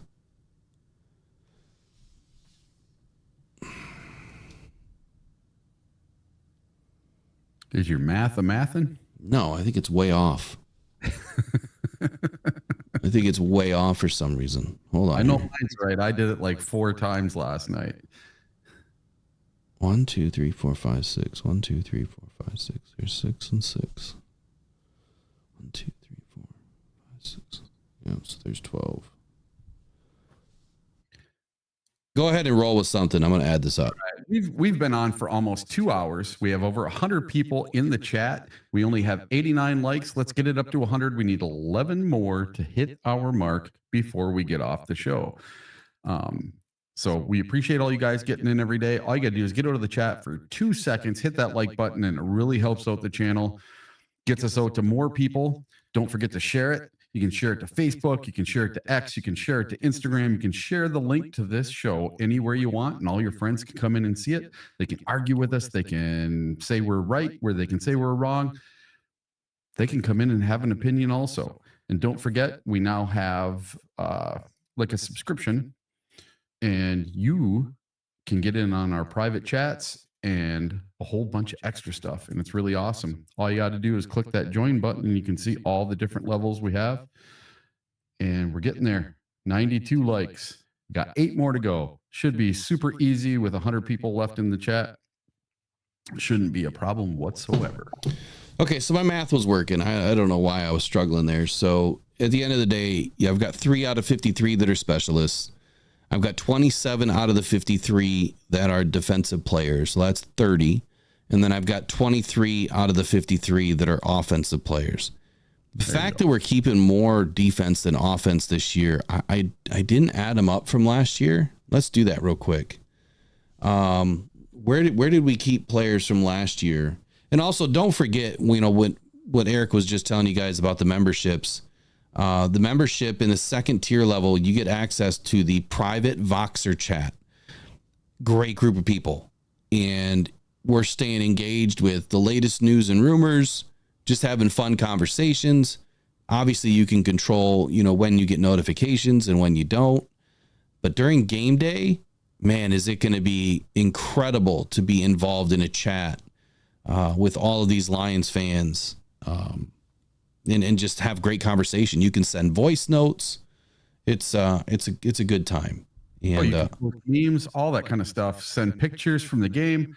And listen, the next couple of days are going to be off the hook with all these people getting cut and all these all 32 teams coming up with a practice squad, and there's going to be trades. There's going to be all sorts of stuff going on, and it's going to be a lot of fun in that chat 24 hours a day.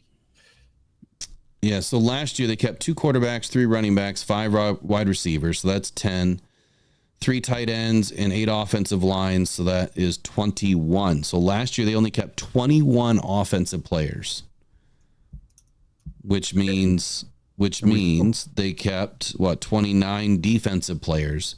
This year, I have them adding 2 more offensive players and 2 less defensive players. Yeah.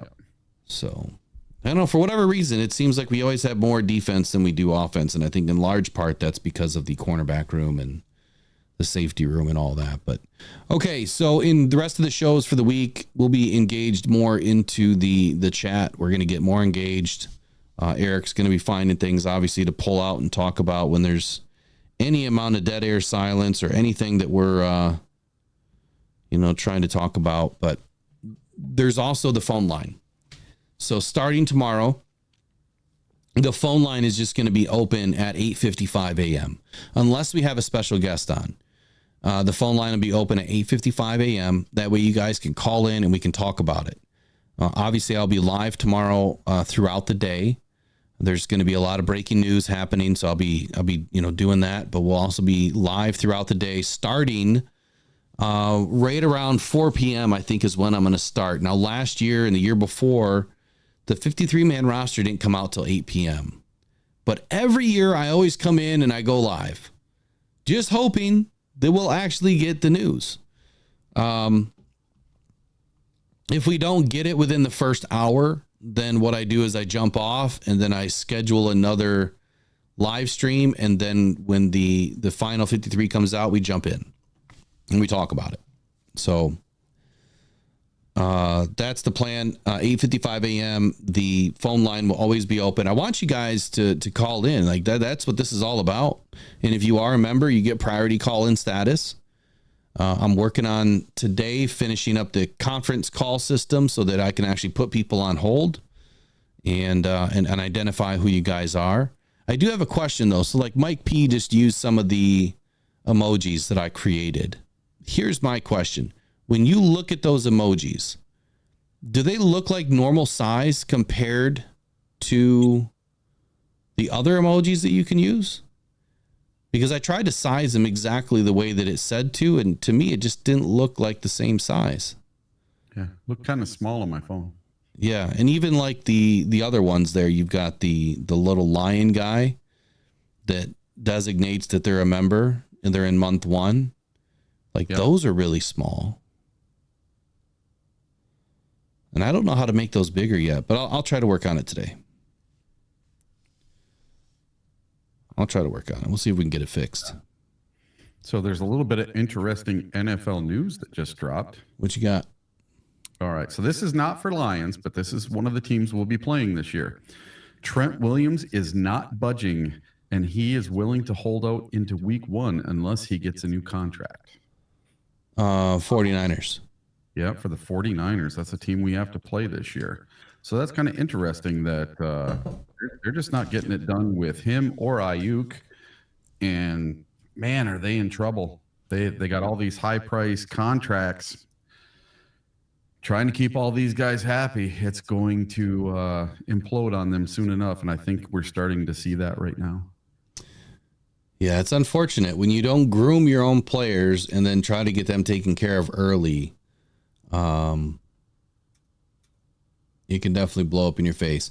So let's talk real quick about some of the players that have been released already that could make sense for the Lions in the wide receiver room. Hakeem Butler has been a name that has been thrown around. 6'5", 227 pounds. He's only 28 years old. My biggest question is, why would he be released from Cincinnati? So I'm going to check out his tape today. I don't think that he's probably a fit at all. But then again, I just don't know enough about him. Matt Landers is a very interesting prospect, somebody that I did like late in the draft this year. But Matt Landers, released by the Cleveland Browns, he does fit the size. category that we're looking for an X wide receiver. He can body these guys, in the on the boundary. The Colts just released 4 wide receivers. I don't see where any of those guys make much sense.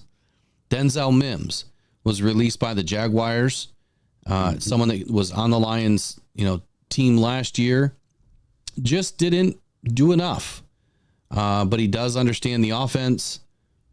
Maybe he just needed more time, after he was released. What's that? I think he got hurt. Yeah, he was hurt, but he didn't do enough last year. Well, he was in the preseason. He was doing okay, and then he got hurt, right? If I remember right. But why didn't the Lions try to bring him back? Like after the first or second preseason game, I think he got hurt, and then that was it. He was gone. I can't believe that quarterback Max Duggan was released from the Los Angeles Chargers. He is somebody that I could see the Lions bringing in for just a workout. If we're still looking to find a third option, a practice squad guy, Max Duggan is a hustler, man. He is somebody that definitely would make some sense. Cannon for an arm too. We did it, dude. We hit 100 likes today. There we go. Good job, everybody. Congratulations. Yeah, right on. Who else was released today? Tight end CJ Uzomah. I don't see that happening. I'm sure somebody will talk about it. Yeah. We're going to get a giant flood of people being cut here very, very soon. What is there? 2,000 guys going to go get cut today and tomorrow?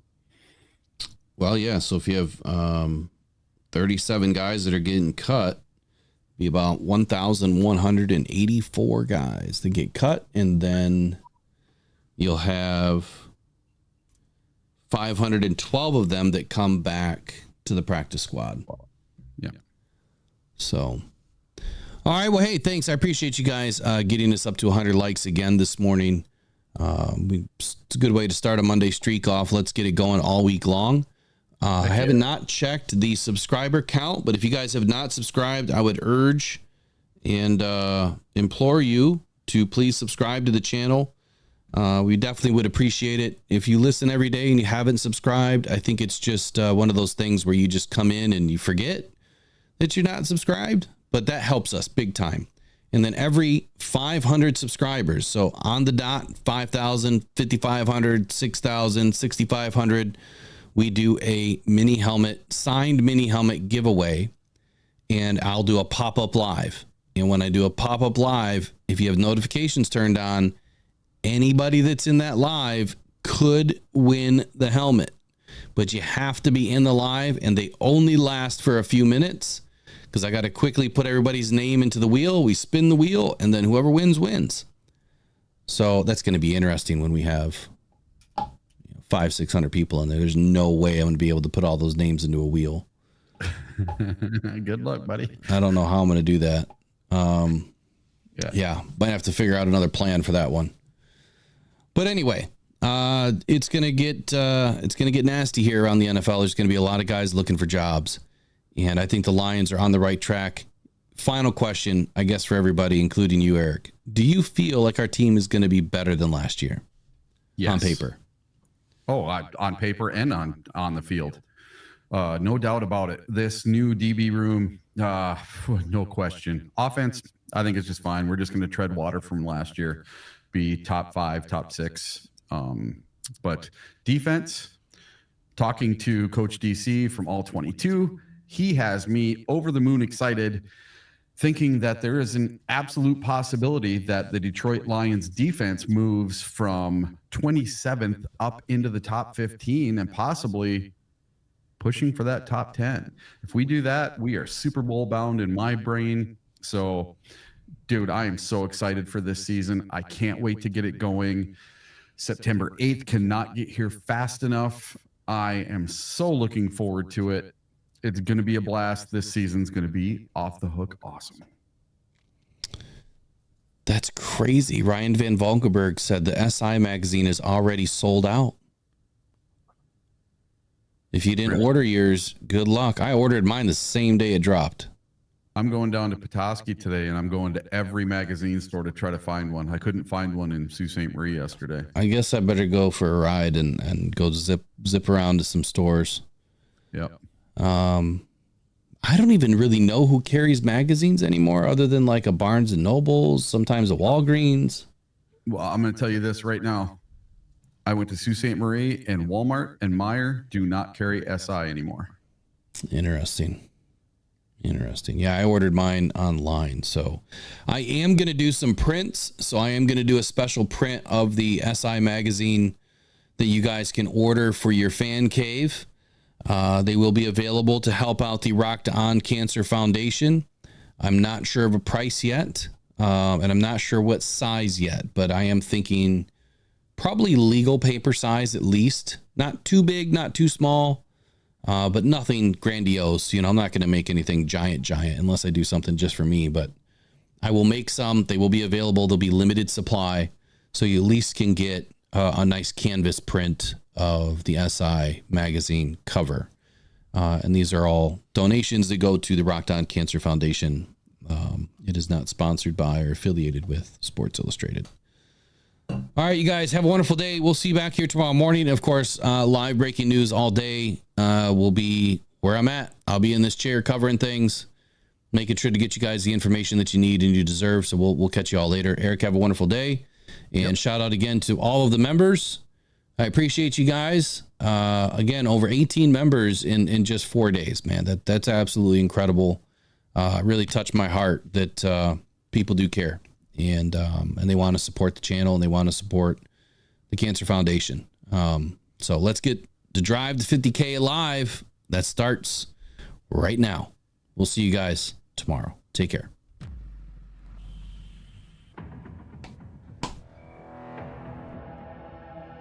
Adam Schefter at ESPN says there's 275,000 people. Well, that was some party in downtown Detroit. 775,000 people, shattering the NFL draft attendance record.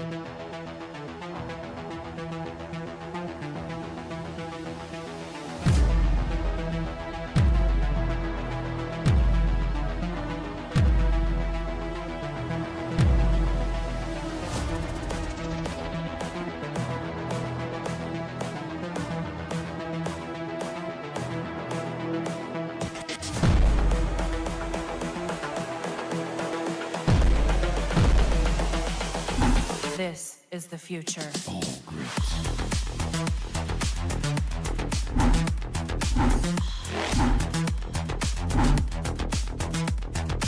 Evolution.